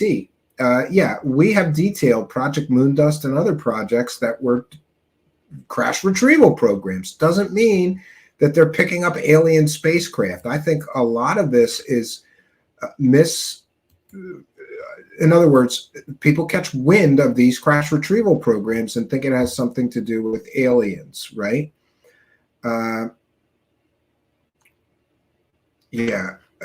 So let's continue this. Not much more of this to go. 12 more minutes. That kind of stuff. But I did talk to firsthand witnesses who had very high credentials, that were government officials, that did espouse that concern of illicit wet work and other physical intimidation. Illicit wet work. So what kind of a whistleblower, if he has information and knowledge that people are being murdered to facilitate a cover-up, doesn't just spill the beans, right? Isn't it convenient? Come on, man. A real whistleblower would go, yeah, these are the people involved. These are the people that are intimidating witnesses or threatening to kill people or killing people. Here's the people that were murdered. Here's the autopsy reports showing that they were murdered. Real proof. Instead, we get stories, spy stories about wet work and government cover-ups and some shadowy organization that's running around murdering people to protect UFO secrets. This is literal UFO mythology that has been bandied about for decades by all kinds of people, including David Wilcock, Stephen Greer, Linda Moulton Howe, and other wackadoos. So Dave Grush is in the same category as all those other wackadoos, if you ask me. Type activities. So I don't believe that they were lying. So I feel like that is a genuine concern, and I would, champion an investigation to see if that is true. Yeah, you might want to investigate if people are being murdered, Dave Grush, but you're going to have to provide evidence, not secondhand stories from your wackadoo friends. As you know, in 1971, when I was a lieutenant of the Italian army, serving in an elite NATO unit with atomic missiles in northern Italy, I was asked by two United States Army officers if I was aware that the United States had recovered crashed UFOs and the bodies of their pilots as well. So, in any You're case, right, you can Grush. confirm that the same kind of declarations that you publicly provided have been provided in classified environment by other military or intelligence officers? Yes, those same facts were confirmed to me by people with firsthand knowledge that worked on those programs, that there have been crashes. So again, people told him stuff. He never saw anything himself, and he can't tell us who told him these stories. We've retrieved crafts and biological material, you know. And you know who one of the people that were saying this stuff years before Grush? Dr. Eric Davis, the scientist wackadoo, who claimed in the New York Times article that the government had crash retrieved non-human spacecraft. That was years ago. He never proved anything or provided any evidence. So is Grush just repeating the claims of UFO wackadoos? Bodies, if you will, like I've stated previously publicly, yeah. Can you provide at least an estimate of how many whistleblowers have come forward? Yeah, so for, I believe there was a news article lately that discussed, I think it was like 28 or 30 came forward to the all domain anomaly resolution office. There were people that had stories. That doesn't make them whistleblowers. People are throwing around this term whistleblower. And if you're willing to accept that this guy who has no evidence for 162 days now is a whistleblower, then I guess I'm a whistleblower. You're a whistleblower if you're in the live chat. Everybody's a whistleblower, but nobody has any goddamn evidence. Isn't that a little suspicious? All these whistleblowers, no evidence. But more whistleblowers are coming forward. Where if they're as terrible as David Grush, disclosure ain't going to happen until until 10,000 years from now at this rate. Arrow. And I, of course, am not involved in that part, but that's the numbers that I saw in a news article lately. But in terms of how many have come to the Intelligence Community Inspector General, I'd say about a dozen or so. Some of the whistleblowers I don't personally know. So can you name them? Oh, no, I can't name them. No, I don't know who in addition, they may have brought forward as well, either to back up their claims or to file independent complaints. But it's certainly not just me. I just was the one that took it for the team and went public. But there's certainly, at least a dozen or so people behind the scenes like me, but also those that actually worked on the program firsthand that, touched the craft, if you will. So you can indirectly confirm at least part of what the late Colonel Philip Corso wrote in his The Day After Roswell book concerning. Now is when we get the wackadoo prover maneuver. This is one of my favorite things. The wackadoo prover maneuver, for those that don't know, is when you get one wackadoo saying things that has absolutely no evidence of the things he's saying, then you asked another wackadoo in the form of a former mental patient that has no evidence of what he's saying. And if both wackadoos say the same thing, that's proof in the land of UFOs, even though both wackadoos have no evidence to prove that what they're saying is true. But since two wackadoos said the same thing, that's the wackadoo prover maneuver. And here we go. He's being asked about Philip Corso, whose book was largely discredited. And if you know anything about actual history of science, Philip Corso claimed that all of our technology, from transistors to integrated circuits to Velcro even, Kevlar, fiber optics, integrated circuits, computer technology, it all came from an alien spaceship crash. That has been largely discredited. But now Robert Pinati is asking Grush to confirm what that wackadoo said, who's already been thoroughly debunked as a bullshitter, right? Let's see what Grush has to say. The reverse engineering operations being operated by private corporations with materials provided by the military? Yes, at least at the very least, I mean, I can't verify his whole story. Of course, I think he died in 1998. His whole I story think I is was 11 fake. or 12 years old then. But Dave Grush, it's fake certainly story. the U.S. government, if they had custodianship, they would give some pieces and parts to different private contractors. Total speculation stated as facts.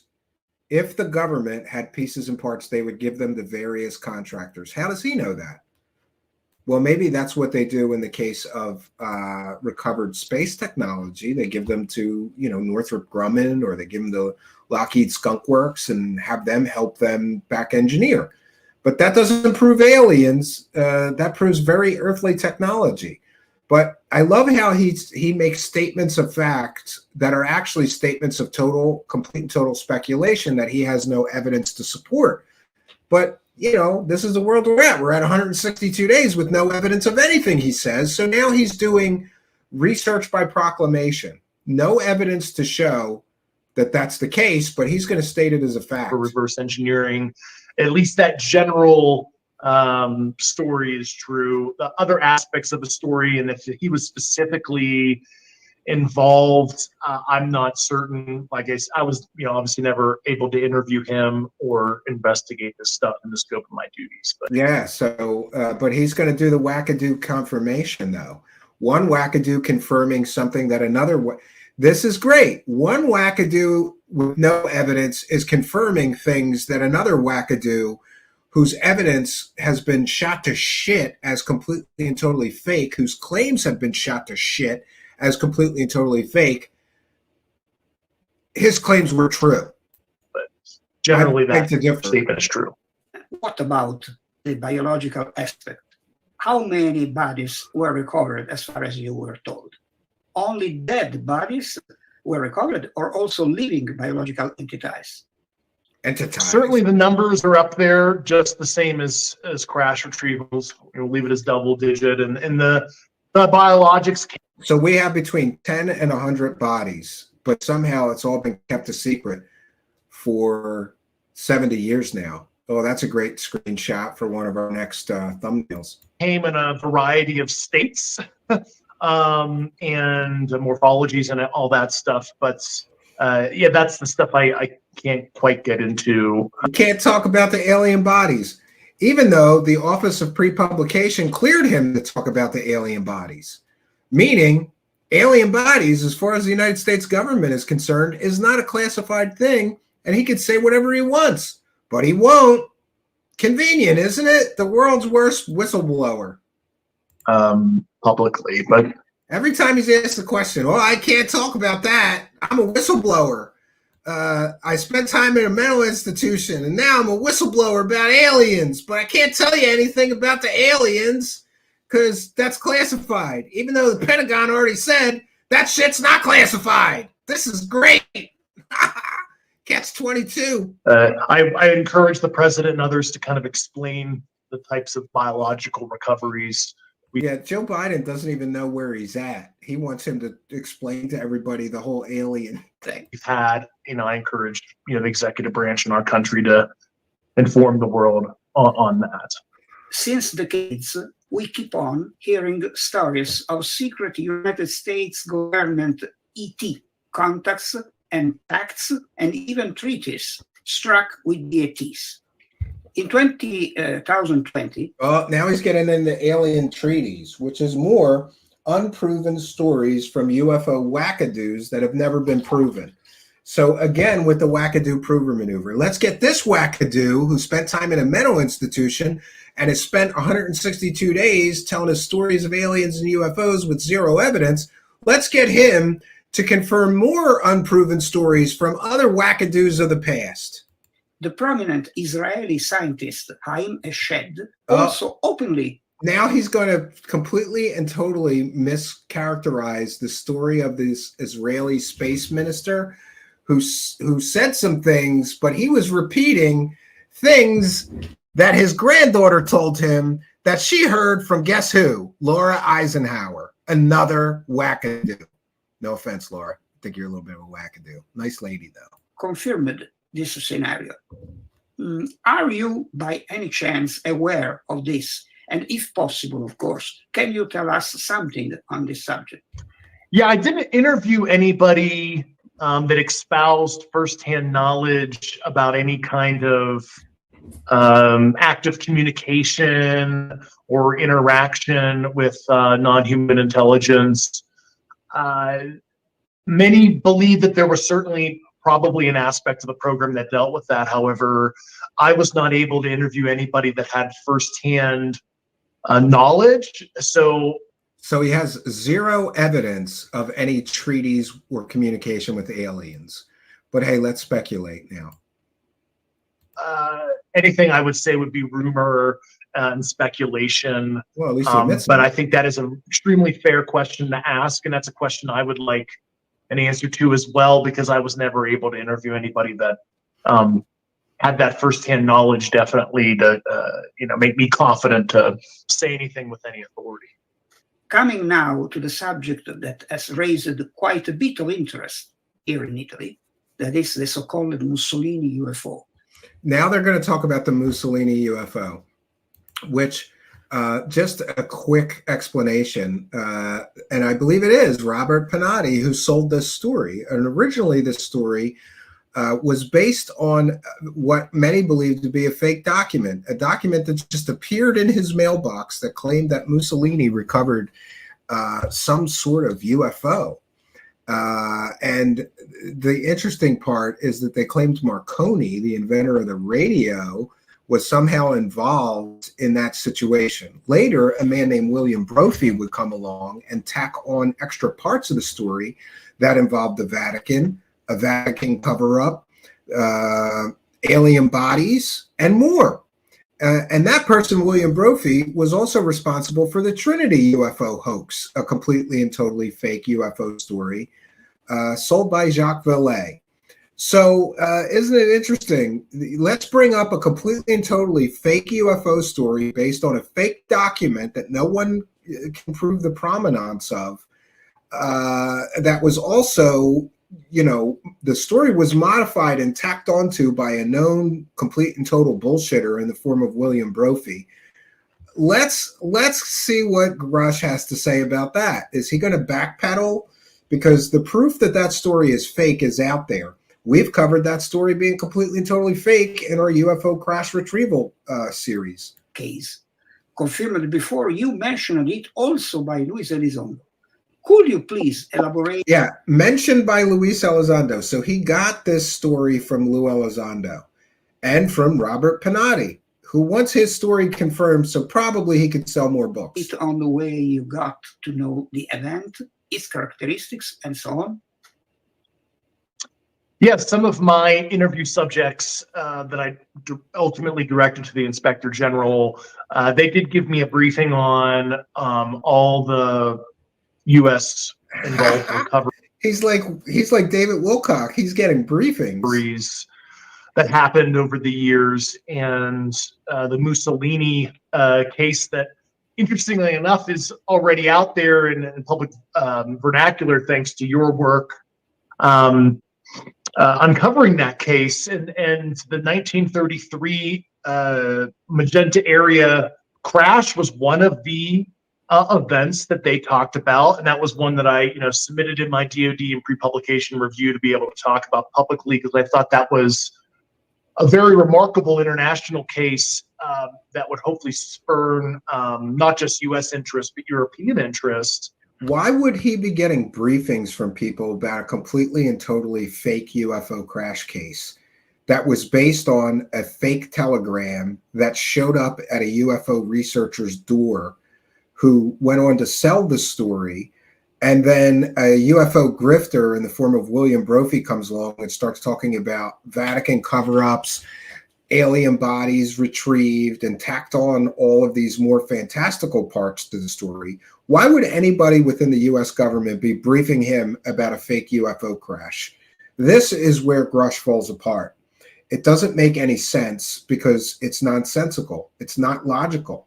Unless Dave Grush is talking to a bunch of UFO wackadoos who have a problem with discernment, who have a problem with critical thinking, who have a problem with facts and evidence, and are all too quick to accept stories about aliens that they think are true.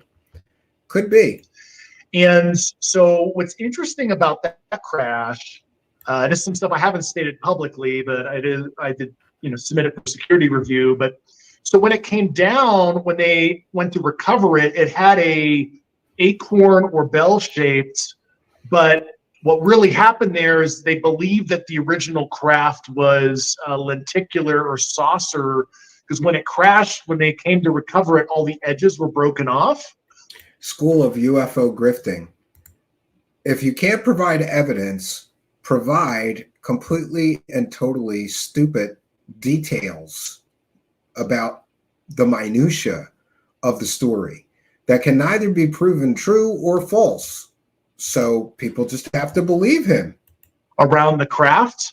And so it looked like a bell or an acorn, but really it had additional characteristics that were destroyed when it landed. But Pope Pius XII was involved, and he said there is no proof whatsoever that the Pope or the Vatican was involved in this case. None whatsoever. And people reached out to the Vatican for comment. They said that they had no comment or record of these events. So who's lying? He's basically claiming some vast conspiracy and cover-up involving the Pope and the Vatican. Great. And a communique through the OSS, the American OSS, and it ended up going to FDR's desk. But it's yeah, and that would be a foiable thing. Did anybody get the letter from Pope Pius going to FDR through FOIA requests? Is there any proof of this claim of a vast cover-up involving both the Vatican and the United States government into this event? Of course not, because this story comes from UFO bullshitters. No evidence, no proof, just a story. And the evidence and proof we do have is that this story was tacked onto by William Brophy, who has been provably caught selling completely and totally fake stories about UFOs and aliens before. As far as I know, unless the records were destroyed, the Vatican and the Pope Pius XII section of the Vatican secret archives, there should be documented evidence. And there isn't. Or is there?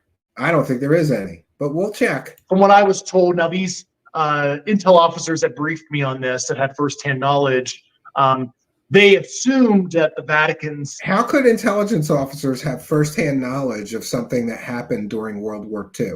They would be like 110 years old talking to Grush. Like, yeah, I saw that Mussolini UFO and the Pope was involved. I'm 110. He just said they had firsthand knowledge of this event.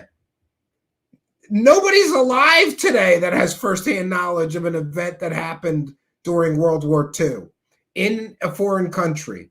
He just lied through his teeth. He didn't speak to anybody that has firsthand knowledge. Maybe he misspoke. We'll give him the benefit of the doubt.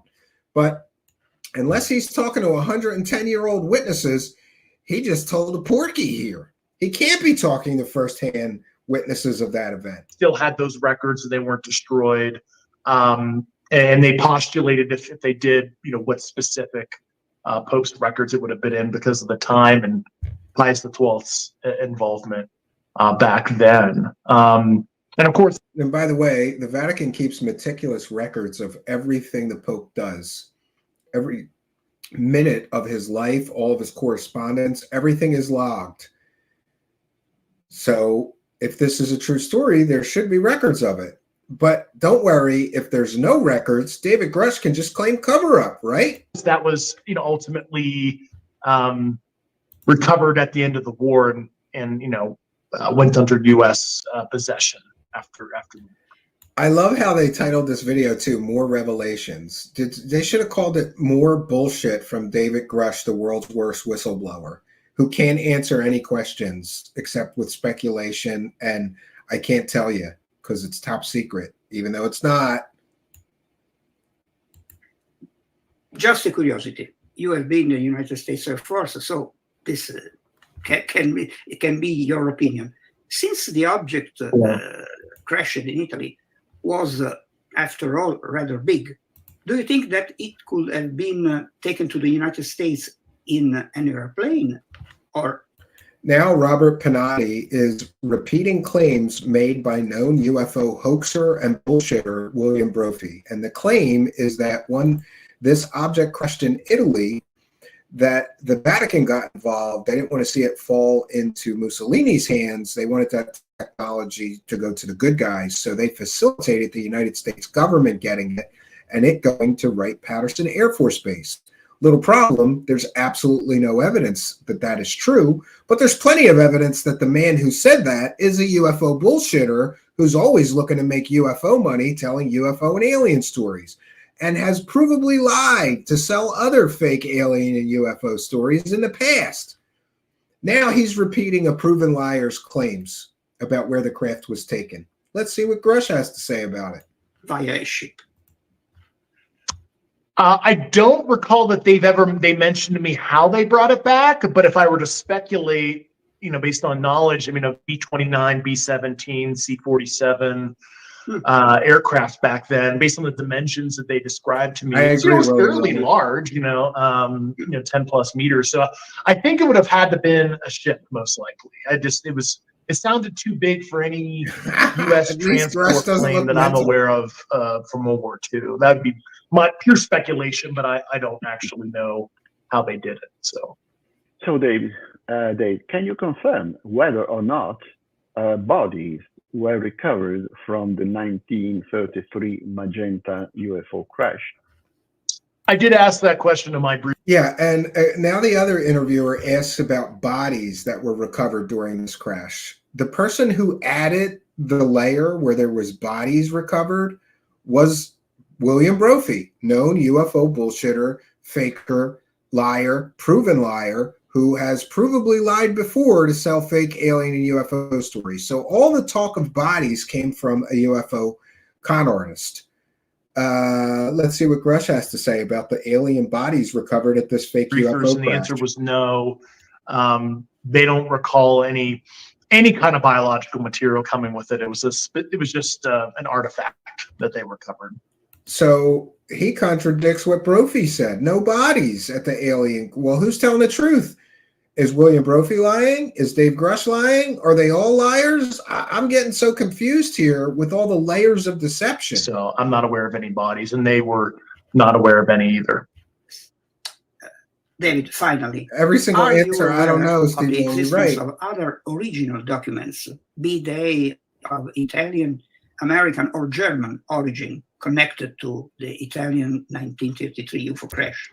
I would surmise that there's probably records in the FDR classified presidential records in America, but that was recently. Again, it's classified. It's classified. There's records, but you can't see them. I'm not it's all classified. Other documentation. There's definitely records, but you can't see them.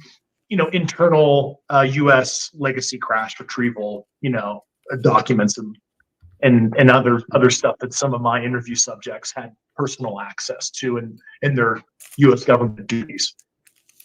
Thanks, Arden.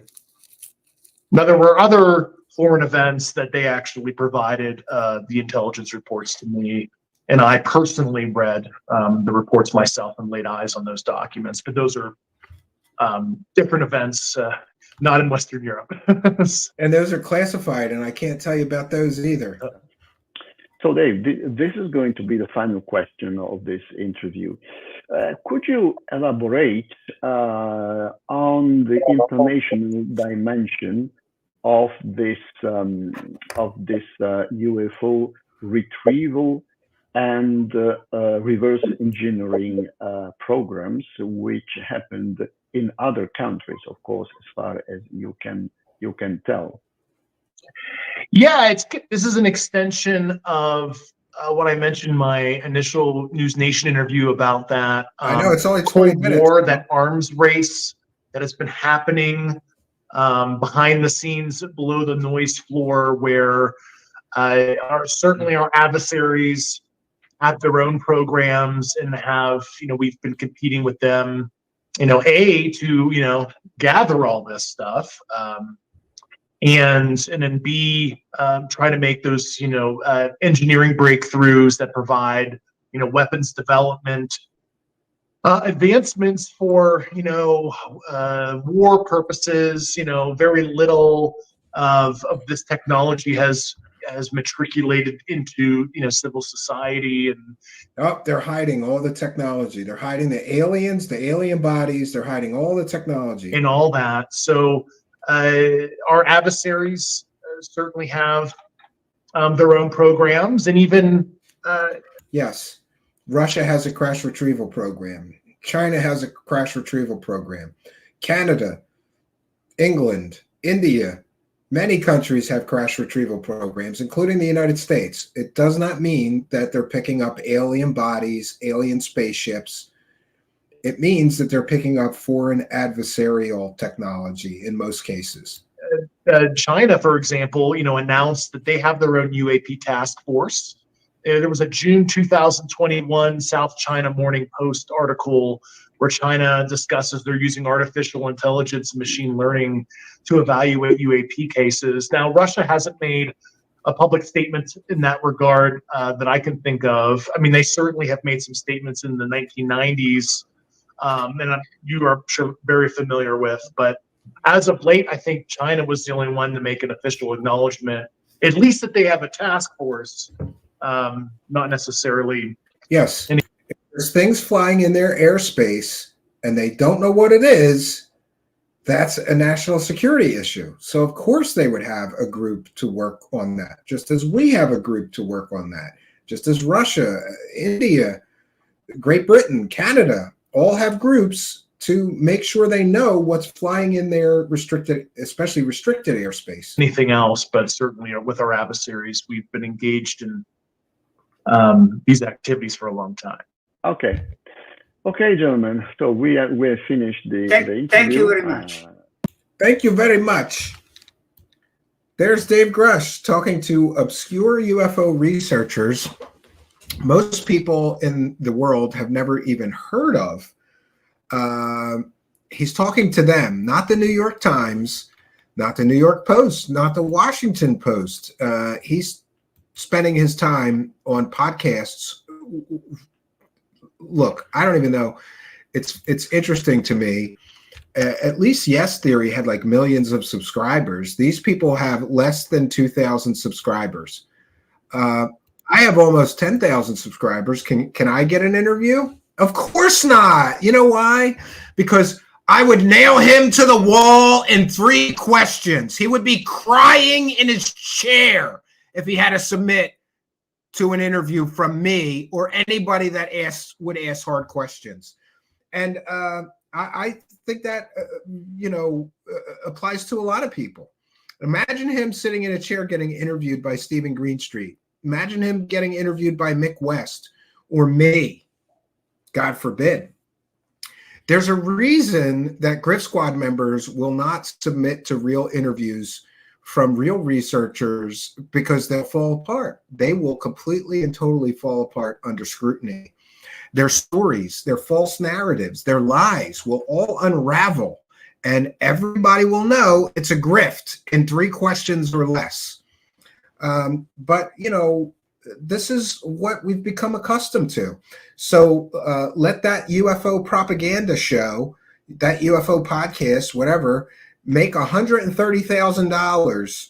He'll get an interview. I guarantee he'll get an interview, because just like he sat there and said nothing while Ross Coulthart is saying that people should be murdered and tortured for government cover-ups and doesn't say anything, he's not going to ask Grush hard questions. He's not going to press Grush on the Dobser issue. You're allowed to talk about alien crash retrievals. You're allowed to talk about alien bodies all you want. Why can't you talk about it? They cleared you. There's always some excuse. There's always some, fake reason for why they can't actually tell you details. And it's a fake reason. Let's be very clear. If the government cleared him to talk about alien crash retrievals, alien bodies, then those things by definition are not classified. It's just great. And, I'm almost sorry that Lou Reviews told me that that UFO propaganda show is making $130,000, and now they're making more. That was last year when that estimate was made. $130,000, and all you have to do is sit there and pretend that this is all true and not ask any challenging questions, not challenge them on lies. He just lied through his teeth there, saying he talked to firsthand witnesses of this Italian UFO event. When did that happen? In 1933? Who the hell is he talking to? They must be 110 or 120 years old if they were firsthand witnesses to this. And just like these two Italian UFO clowns, by the way, one's buddy, they're both buddies of Lou Elizondo. So big surprise how they got the interview. They're literally repeating UFO mythology and fake UFO stories and asking this fake UFO whistleblower to confirm those stories that they love so much are true. It's wonderful. And while it must be nice to make $130,000, some of us actually do real reporting here and provide actual facts and evidence. And like that UFO propaganda show, we're a viewer-supported show. We produce the best content we can and hope that people will contribute. Some of you are aware of our monetization issues. As I check in, this stream is still monetized, but probably will be demonetized by the time this stream is over, as with most of ours. Then we have to review. We wait 5 or 6 days. They turn the ads back on after all the views are done. But if you're that UFO propaganda show or the good propaganda show, you can sell all the fake UFO stories you want and remain fully monetized. So the good news for us is that we're viewer supported, which means I should encourage you to join our Patreon, join our YouTube channel membership, or throw a couple bucks in our hat to keep us honest. I refuse to do the UFO circle jerk. And if you're tired of seeing that shit and want to see real and honest reporting on these issues, and we do our very best to peel back these layers of deception. Some people aren't ready for it yet, but isn't it funny how many people get tired of the constant kick the can, the promises of big revelations to come soon, the promise that disclosure is coming soon? Eventually, they come back here and tell me, maybe you're not so wrong, Stephen. You were right about X, Y, and Z years ago, and I was still sucked into the rabbit hole believing these clowns. Yeah, if you haven't gotten here yet, you'll get here eventually. Give it 5 more years of no evidence from people like Dave Grush, Lou Elizondo, and the whole Griff squad, and your opinion might change. So we are a viewer-supported show. Here's the man with the golden voice. The show is not over. We'll be taking comments and questions for a while from the live chat. I always have to remind people when I play these bumpers. I don't know, they think the show is over and they jump out. So let me be the first to remind you. We're just going to play some quick bumpers to remind people we're a viewer-supported show. Hey, I got a lot to catch up to. Like, I got to make $130,000 like that UFO clown interviewing Ross Coulthart. What a great name. He's got the heart of a cult. And not even saying anything when Ross Coulthart is encouraging murders, right? Great. I got to make $130,000. Now, you know what? I'll settle for $65,000. I'll take half of what the Griff Squad members are getting. I'd be happy with that, quite honestly. We're way far off of that number, way far off of that number. But we refuse to do the circle jerk. So that means we depend on the kindness, generosity, and support of people like you. Here's Ian to tell you how you can help and get your comments and questions ready. All capital letters. We'll be back in just a moment, friends.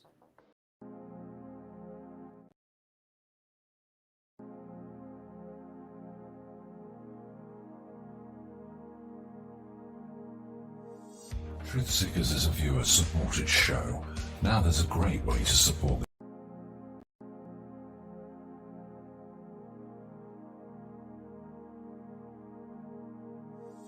Truthseekers is a viewer-supported show.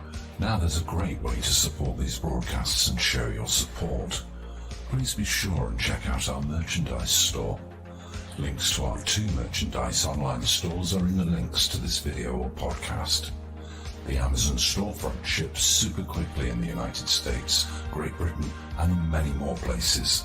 Amazon may not ship to your country or location. If that's the case, hit our second merchandise link in the description and visit our Redbubble storefront. Merchandise from our Redbubble storefront ships worldwide, but may take longer than Amazon.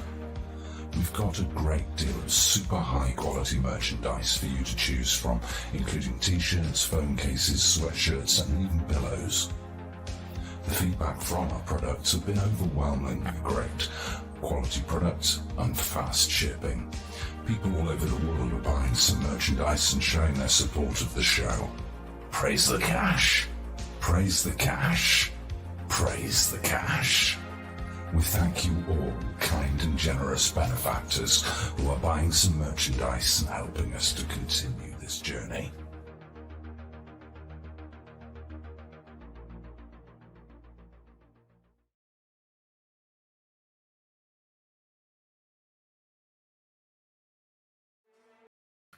Okay, friends, so we are back, and we're going to recognize and thank all of you kind and generous benefactors, including you PayPal supporters. For those unaware, besides the super chat system, we can also take PayPal. We want to thank Maria for a kind and generous $25 PayPal, who says, I am really enjoying the weekend content.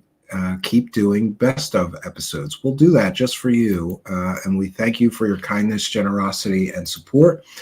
And we thank Car Tot, pardon me, for a kind and generous $4.99 super sticker. Thank you for your kindness, generosity, and support. It is much, much appreciated. We got off to the wrong start, and I apologize again for that. But thank you for accepting my apology and for becoming a show supporter, longtime show supporter now. Car Tot, always throwing a couple bucks in our hat. And for those unaware, we read every single super chat. We read every single, if you send us a PayPal pledge, just add a note, and we will be happy to read anything that you add in the note. Give us your chat room user ID or your name if you're okay with that. So we have a kind and generous $50 PayPal pledge from John Stewart, who says, Stephen, this is John Stewart, the investigator and truth seeker of the 1997 Victor alien interview. I'm not sure if he knows my history of calling that a complete and total hoax. I believe that he's asked to be a guest here in the past. I'm going to reach out to him. Thank you for your kindness, generosity, and support.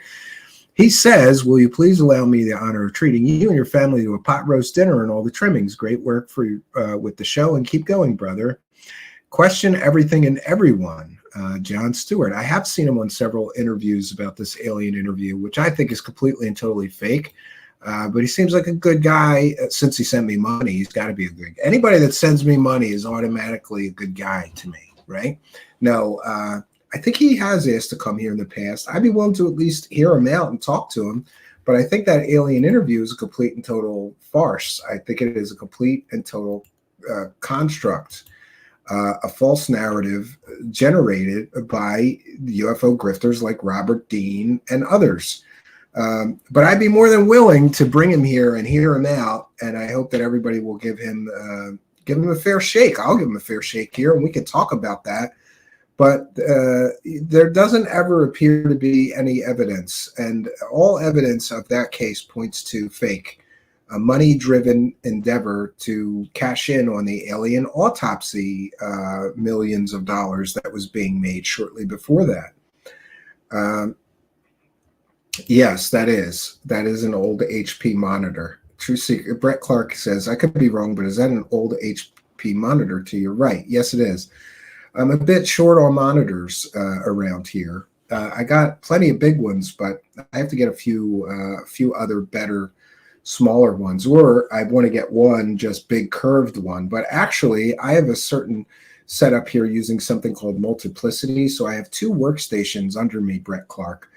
One's a beast, a multi-core ZPC workstation, and the other one's a beast, another Xeon workstation, and I control both of them from one keyboard and mouse. So yeah, I should get a monitor that matches this one. I'd like to go with one of those huge curved monitors, but I need multiple monitors to control multiple computers. sometimes when I'm editing, I fly things over there to be rendered pieces and parts of things. Otherwise, it'll take forever. But I do want to thank each and every one of you for your kindness, generosity, and support, because both these workstations were purchased with funds from the till here at the show. And this has enabled me to create a lot more content a lot more quickly. The mediator is here. Says, Stephen, I saw you did videos on Grush and the Mexican UFO Congress. I didn't watch them, but knowing you, I would say you were wrong on both counts. Okay, I thought you were very supportive before. Now I'm wrong on everything. The Mexico UFO Congress is a joke. They're wheeling dead babies glued back together as aliens into the Mexican Congress. That's a joke.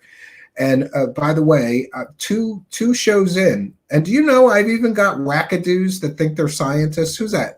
Falcon Space Guy telling me I'm wrong about those Mexican aliens. You're supposed to be a scientist, you idiot.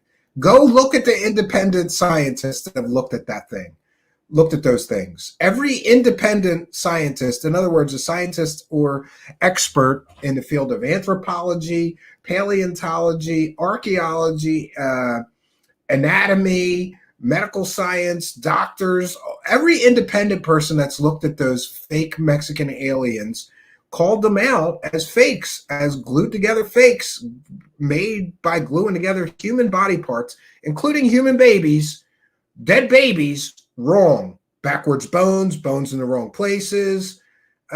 Those things are fake. And I just had somebody on Twitter tell 11 doctors or 11 scientists confirmed they're real.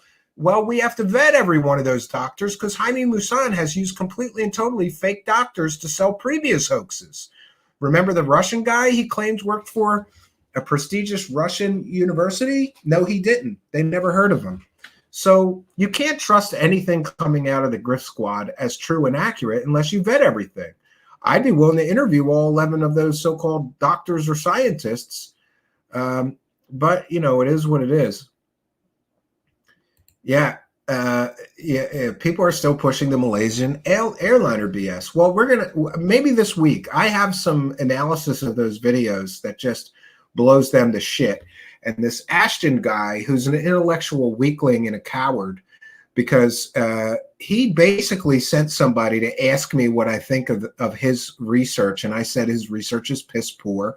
The videos are fake, and therefore all his theories stacked on top of fake videos are fake too. Because if the foundation of your conspiracy theory falls apart under scrutiny, and there's ample and supportive evidence that all those videos are faked, they're all fake. So, you know, and by the way, those videos were fake back when they first came out at the time of the Malaysian airline tragedy. And this Ashton is grifting off of the tragedy of all those people that tragically lost their lives in a plane crash. And by the way, they found debris. So running around telling people that aliens teleported it through a Stargate while you collect money for your so-called research efforts, his research is bullshit. There, I said it. He's free to come here and I'll debate him on the veracity of his claims. And he makes stupid, scientifically impossible statements of fact. He said that the airplane, if it exploded, would explode with the force of an atomic bomb. Go ask any physicist if that's possible. No, even fully loaded with jet fuel, if an airliner explodes, that does not equal the force of an atomic bomb. That guy has no idea what he's talking about. He plays fast and loose with the facts. He's not a scientist. He's not an image analyst, and he can't even tell. Here's an indicator that those videos are all fake.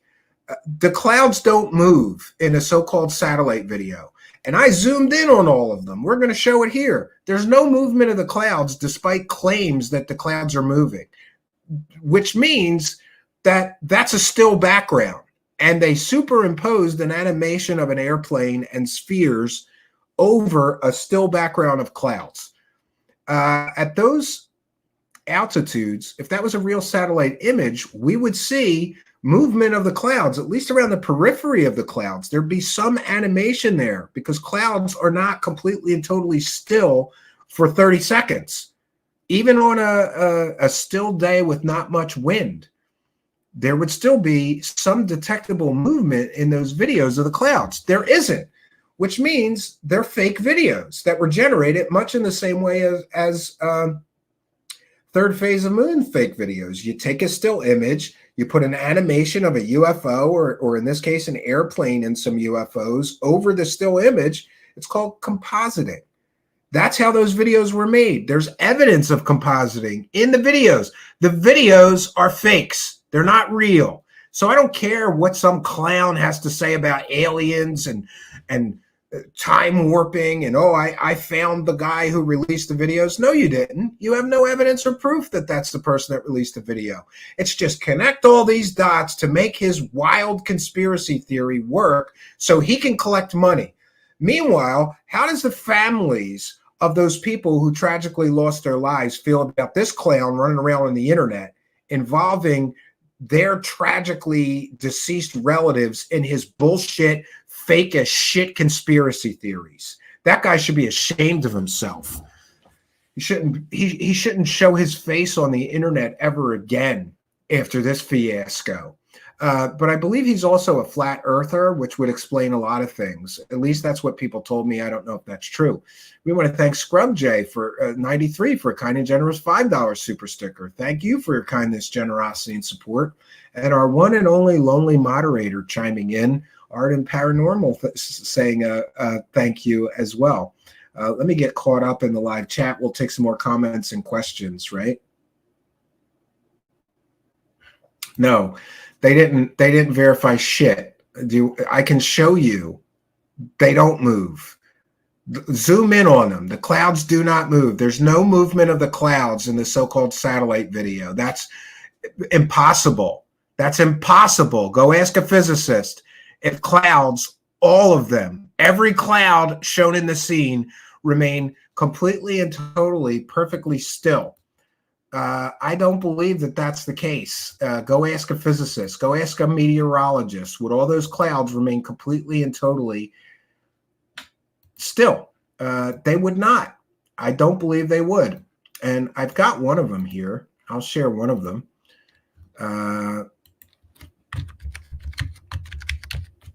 One second. Let me see if I can get that and share it. And what are the qualifications of the people who said that the clouds are moving? How many years have they been editing videos? How many years have they been a researcher? What are their qualifications for making that call? See, the problem is that you can't accept evidence from somebody grifting for money over a conspiracy theory like this Ashton clown. You can't accept what he says. He also says that an airliner explodes with the force of an atom bomb. Go ask a physicist if that's correct. The guy is just wrong on so many things. But here, I'm going to show a small segment of that so-called satellite MH370 video, along with a zoomed close-up of one of the clouds. Well, I'm going to try to show it. Oh, this turned into a problem. Hold on, let me try that again. I put it in the wrong slot. You know, and I love people that argue with me from a place of ignorance. How many years have you been video editing? How many UFO scams and hoaxes have you busted that use the exact same method of creating a fake video that this fake video uses? You know, track record matters, right? And what's this guy's track record? He came out of nowhere, started these wild conspiracy theories, claims he's a researcher, and all his research is trust me, bro, and connecting dots. Here's just one segment of the video analysis that I did. Notice the periphery of the clouds never move and show no animation, even at extreme zoom.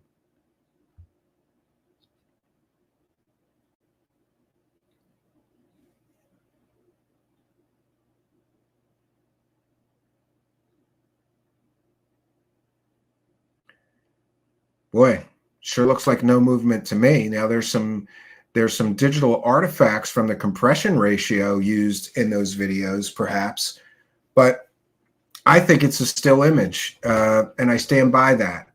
He has to prove his claims, and his claims are a bunch of nonsense, because what is his basis of his claim? Oh, it was teleported. The aliens teleported it, or somebody teleported it through a wormhole.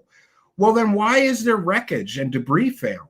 There's multiple examples of debris confirmed as coming from that plane been found in various parts of the world, right? Yes. Witness Wisdom says it's obvious the aliens stopped time while teleporting the plane. That's why the clouds don't move. Yeah, could be. Could be. Brett Clark, yeah, you can never stop learning. Each month there is something new, or shortcuts or methods. Yeah. Yeah. Yeah, Bobby Broadway, he's been learning video and animation technique for 23 years now. How many years has this Ashton guy got? But trust me, dude. Trust me. Independent analysis. Yeah, the same Reddit community that thinks Dave Grush is a great whistleblower. Bullshit. Bullshit. And it's, you notice something else? Ashton is citing completely and totally anonymous YouTube or Reddit accounts saying, oh, I worked on Top Gun. We couldn't recreate this. Any idiot can make that. Listen, this is so stupid. I'm not going to argue with you. Go believe in fairy tales. This isn't the place for you, right? Confirmed by Reddit and Twitter. Yeah, you got to love it, right? Love the webcam-driven character stuff. I'm not sure what you're referencing, but yeah, a bottle of water says, I can't wait till we get that Amelia Earhart. Yeah, and this is great, because how do you explain away, in the case of the MH370, all the debris found? And by the way, they might find the plane in the next month or two. There's a news story, and I'll be sharing it when we report on this. I don't want to spend time on this because it's a stupid fake conspiracy by a guy who's trying to grift money, who has grifted money before, remember, according to UFO Shane and others. The guy's always collecting money for some project that he needs your help with, right? Yeah, Metabunk debunked all those videos as fake. And look at the track record that Mick West has of being accurate. He hasn't been wrong in almost any of the debunks that I have seen, right? Adobe Character Studio. Yeah. A lot of people are saying that a flight simulator program could have been used to make those fake videos. Yeah, I'm not really sure.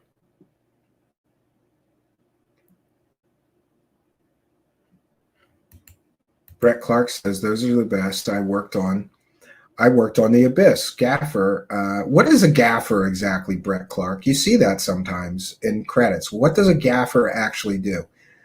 I can't tell any manipulation of video. Well, I don't know. It is weird. It was a little weird. Randy says, MH370 was just an accident. No weirdness involved at all. Well, you know, accidents happen. Tragedies happen. It's not always a conspiracy. True, Stormcrow says, as with most grifters, they have a cult of minions to spread the lies. And by the way, I don't know who this mediary person is. It could be that guy. Everybody loves using fake accounts to take shots at people because everybody's a coward and a weakling when it comes to debating their bullshit fake stories.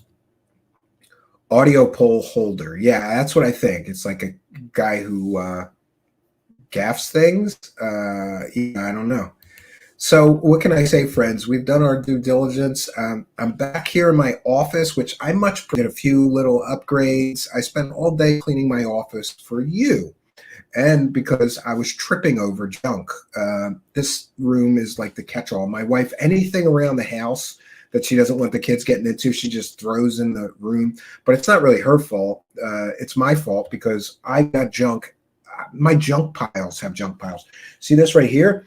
These are two really nice Dell workstations, both of which don't really work right now. They're both flaky. And anybody that knows anything about PCs, workstations, when you get into a class that have like 3 or 4 processors, there's always issues. One's a 12-core Xeon system, and I think the other one's a 16-core Xeon system. I don't know why. They're really flaky. They go on for a while and they overheat or something. I have to tear them down and put them all back together. I refuse to toss those, though, because they're really valuable workstation class computers that, I think one's got 64 gigs of RAM and the other one's got 32. Very usable systems if they work, but they're so flaky they don't really work. So one of them goes over there where the dark monitor is. We don't have a display there because I have to work on those. Anyway, I cleaned my office. Glad to be back here. And hopefully still we'll get some in-person guests and we'll be broadcasting from the other studio. Now we've got Studio A and Studio B. And we thank Brett Clark for a kind and generous $3 super sticker. Thank you for your kindness, generosity, and support. We want to take a moment to thank all of you kind and generous benefactors for your support. Thanks to all of you Patreon supporters. Thanks to all of you YouTube channel members, you PayPal pledgers, Twitch subscribers, Pill.net Gold Pillars, Patreon supporters, Facebook people throwing money at me. Yes, we're monetized on Facebook. So buy some of those tokens or whatever and send me some money. Because praise the cash, bitches! Praise the cash! Praise the cash! Praise the cash! Praise the cash! Praise the cash!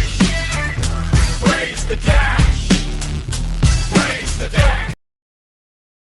Praise the cash. Thank you, Brett Clark. We appreciate you. And thanks for appreciating us. Brett Clark, can I spot you $3? You just sent me $3. Well, it's 2 8-core Xeon processors, Alga Ray. But like I said, they're worthless if they're flaky and they won't stay on or they overheat or one of them goes on and then it can't get past the BIOS or something. And I don't know what's going on with it. Generally, and I have, I fix computers for clients. Generally, I just rip them all down. I rip out everything and then I start over, rip out everything. The video card, the RAM, the hard drives, rip everything down and start over and keep adding components until you identify. I think they both have bad RAM, which is very common with that. Those are, it's very common with these Xeon workstations. The RAM, the ECC RAM is flaky. They get a little voltage variation or something, and then the RAM's no good and they stop working. I'd like to tear them both down and make them rock solid and add them here, but I'm going to need a bigger desk. I'm looking into that right now. The watch battery on the motherboard. Yeah, you know how many of those I've replaced? I have a box of CR32 those disc batteries and all different kinds of batteries just for that purpose. Just replace and set the BIOS clock. Well, in this case, it's not the BIOS batteries. I've already checked those, Bobby Broadway. It's most likely the RAM. The RAM goes bad in these very easily. A little bit of a voltage variation or, a spike in the power, even though they were on surge protectors. Who knows? It's a mystery. Brett Clark turns out to be an interesting guy. Says, I've worked on Avid in the Microsoft world for a few years, but to hell with that anymore. I never liked Avid. I never liked most Microsoft products, including Windows. Hate Windows. I'm a Linux guy, but unfortunately, I have to run most of my computers in here are running Linux, but the StreamYard software does not really like Linux too well. Ray says, I've had problems with bad RAM in the past. The first thing I do, I got a big box of RAM, and I will just go through and, you got to tear the whole thing down to nothing and start over and see if you can't get it operating less flaky. And I really hope that I can salvage these because, They'd be very, very useful for video rendering or video workstations. Brett Clark does still work on a Tandy. Do you know Tandy color computers were my jam? When I was growing up, I had so many of those things. And then when they became a little bit old and everybody started upgrading the PCs, people just kept giving them to me. I had piles of them in my basement. I had a bunch of them networked together and had the first multitasking operating system. That's the reason that I love Linux and Unix to this day, is because I grew up with something called OS 9, not the Apple version, the Tandy version from Motorola. And on a 2 megahertz processor, you could multitask. Then you go try that on Windows 3.1 on a 4625 and it chokes horribly. I never understood that. Those things multitask. Motorola knew what they were doing. Those things were amazing little 8-bit machines. I would run rings around people with PCs. Then I moved to Amiga and eventually, with regrets, had to move to PCs to do video editing and 16-bit sampling. Microsoft has gone hill since the that paperclip. Miss that guy. Yeah. Arden started out on a Commodore 64. I always wanted one because they had better games than the Tandy, but the Tandy was better for actually doing things with, and it could multitask. So I could run a BBS on it while I was on another BBS downloading things, while I was running a text editor. It was amazing for a 2 megahertz 8-bit processor with 64 kilobytes of RAM. Imagine that. These kids today. I love when my son complains about how slow the PlayStation is or something. I'm like, dude, you have no idea. Commodore 64 would be 20-minute load from a cassette tape to play a game. I need to sit there and wait for 20 minutes. Imagine that, right? Arden had a BBS. Yeah, I miss those days. Those were fun. The BBS, for those unaware, is pre-internet. Before the internet, there were local bulletin board systems that you would call in your home city or home area code. Spend hours programming to get the ball to move a few inches. I've been there. Yeah, Brett Clark. And you know what's interesting, Brett Clark, is one of my first computers was actually a Trash 80 before I got the Sandy color computers, which is a TRS-80 Model 1. My father got it for me, but unfortunately, it didn't have any storage device, not even a cassette deck. So I had to program things on it and just leave the computer on. But then my mother used to come in and clean my room, and she would turn off the computer, and I'd go, no, I spent 5 days typing in program into that, and now it's all gone. I have to start over. I had no storage device for that computer for a few months until I convinced my father to move to the Tandy color computer, which did color and graphics and sound and speech synthesis and multitasking. Yes, I agree. Algaray says these kids today don't know how good they have it. Yeah, dial-up crap. Remember that?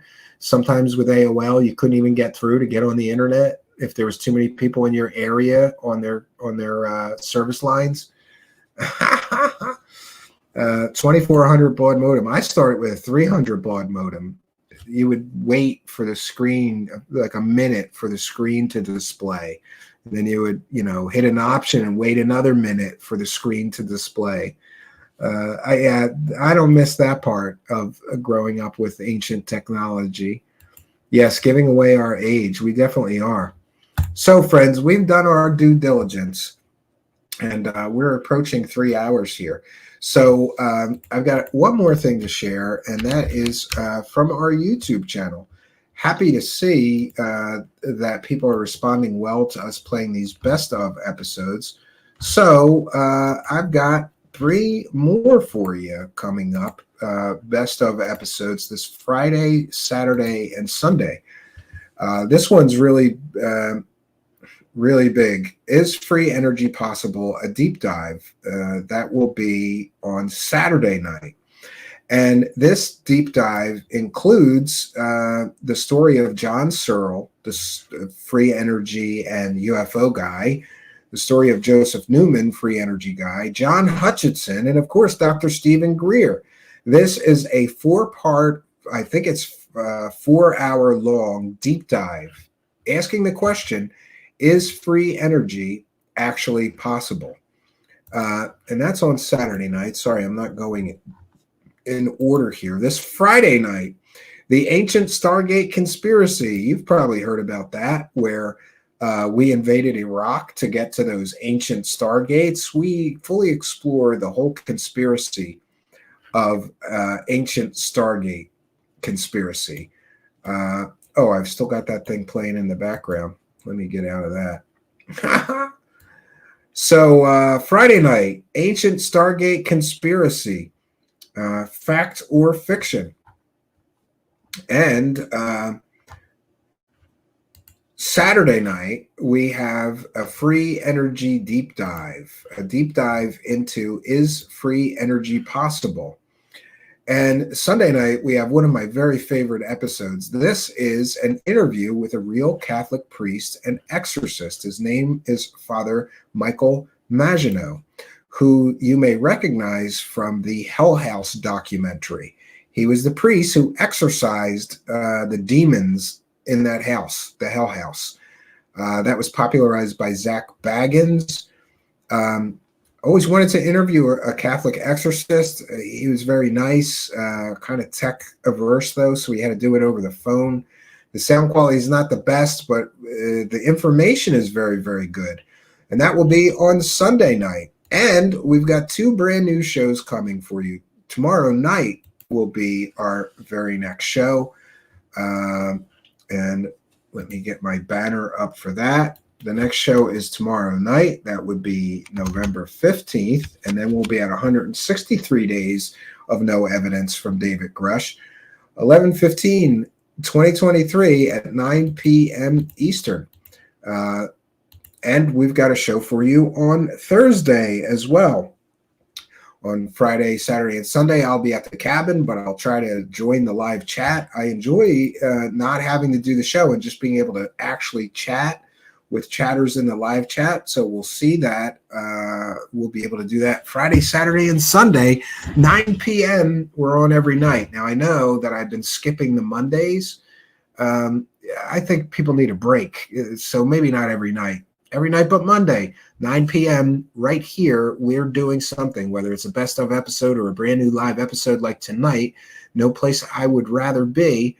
And let me know in the comments or in the live chat, do you want me to run a best of on Monday, or should I do 4 live shows per week, Monday, Tuesday, Wednesday, Thursday, and just run the best of on Friday, Saturday, and Sunday? Oh, the mediary. I know who you are. Is that Falcon Space retard? Is that who it is? I think so, right? Oh, what's the matter? The mediator. Why don't you come here with your real name and real face, right? And talk your shit, right? And by the way, I apologize. I shouldn't use the R word anymore. It's developmentally disabled. That may be a developmentally disabled scientist, so-called scientist, who's doing stupid things like, injecting hundreds of, what is it, tens of thousands or hundreds of thousands of volts into chunks of metal because a secret space grifter told him that's how the anti-gravity works in space, in the secret space program. Tomorrow night's a surprise. I have 2 shows to choose from, and I'd rather not commit. I have to finish some things, right? We do our due diligence. I've got an 8-year track record of getting stories factually accurate.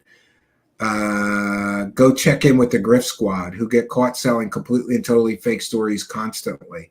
But remember, I'm the bad guy, right? And every once in a while, one of these true believers likes to come in here and, you don't have evidence. We always provide evidence, right? And we cite our sources. Most people don't do that. I don't do research by proclamation, right? But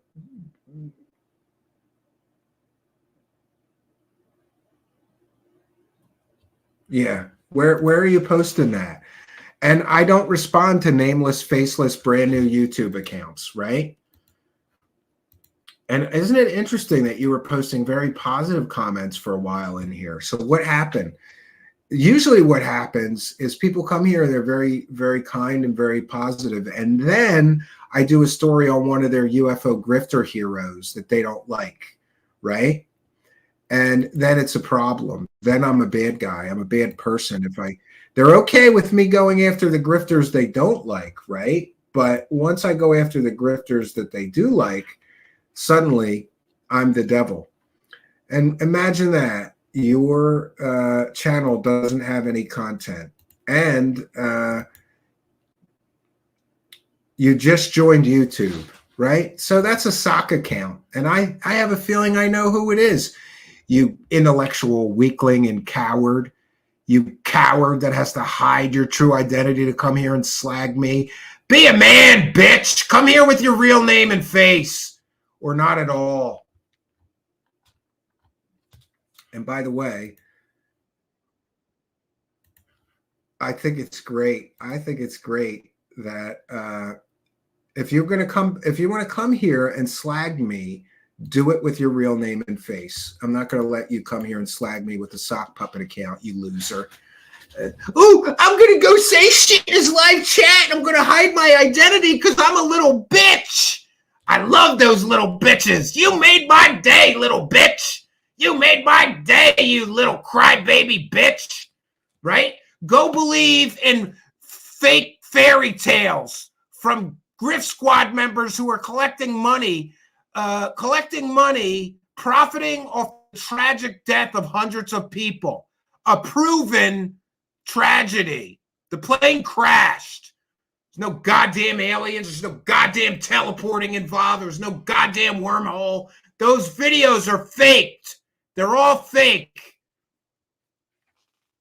But it is what it is. It does make my day, right?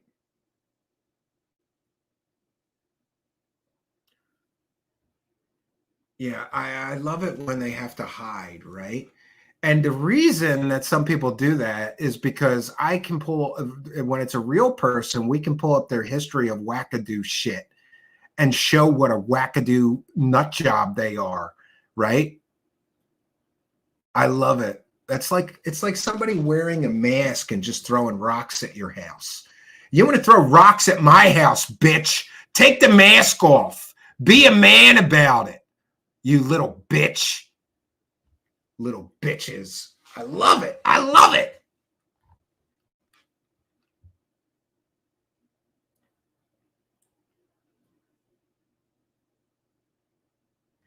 I think that's Sam Donner. I don't even know. Yeah.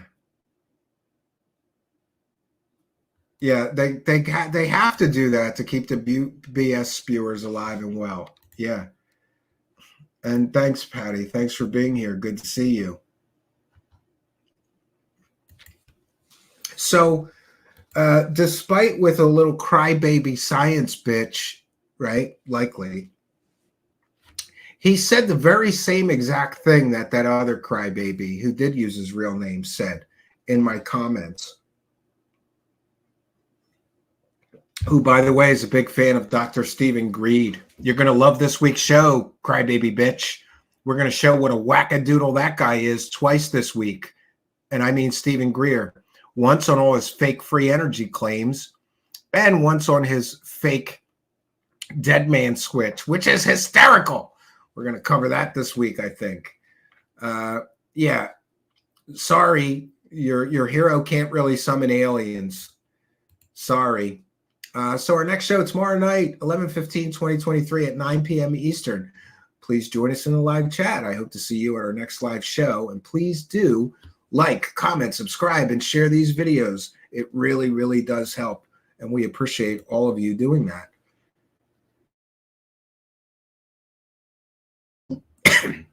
So for tonight, at least, we've done our due diligence in raging crybaby little bitches who live in delusional fantasy worlds and are too afraid to come here and throw rocks at my house without a mask on, right? Yeah, we've done our due diligence. So we are going to bounce on out of here. I'll be back tomorrow night, 9 p.m. Eastern Standard Time. Hope you'll be here with us. So that's all I got for you, friends. Until next time, my name is Stephen Cambion. Good night, and God bless all of you. Even you little crybaby bitches that are afraid to show your face and name when you throw rocks at my house. God bless you too, you little crybaby bitch. Good night. God bless all of you.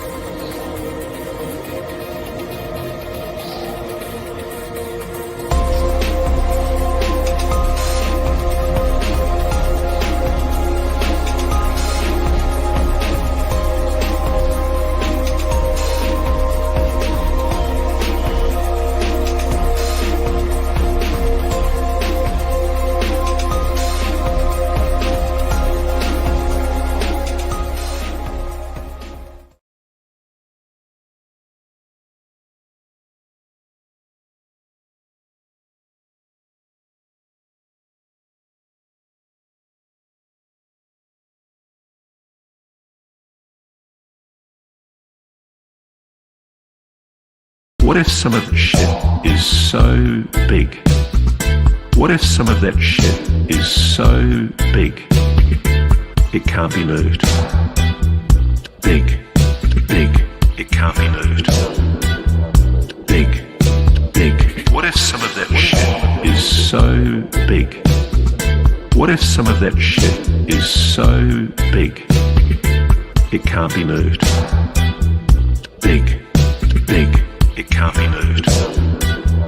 Big, big, big, big, big, big, big, big, big, big, big, big, big, big, big, big, big, big, big.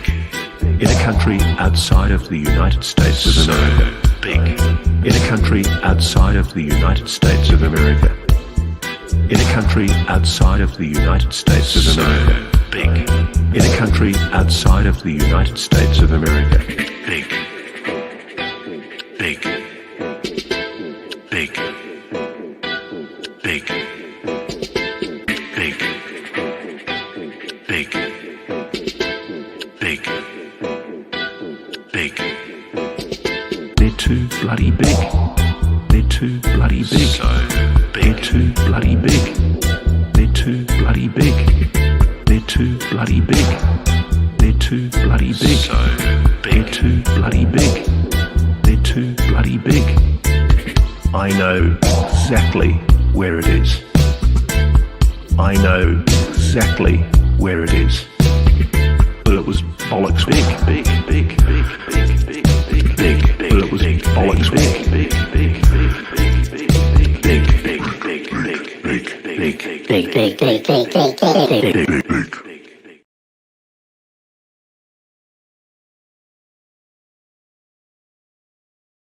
Oh yeah, look at that. Very good. Oh yeah, look at that. Very good. Oh yeah, look at that. Very good. Oh yeah, look at that. Very good. I'm David Wilcock.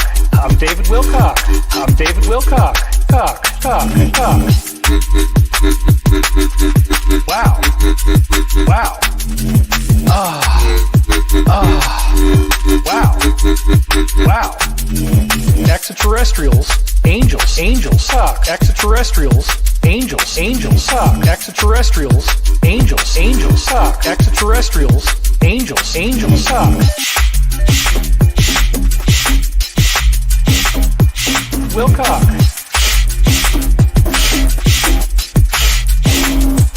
Wilcock.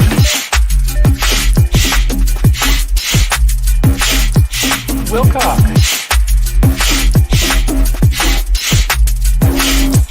Wilcock.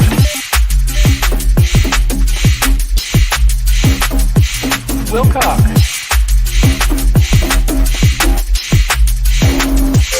Wilcock. It's here, it's here, it's here, it's here, it's here, it's here. Cock. It's here, it's here, it's here,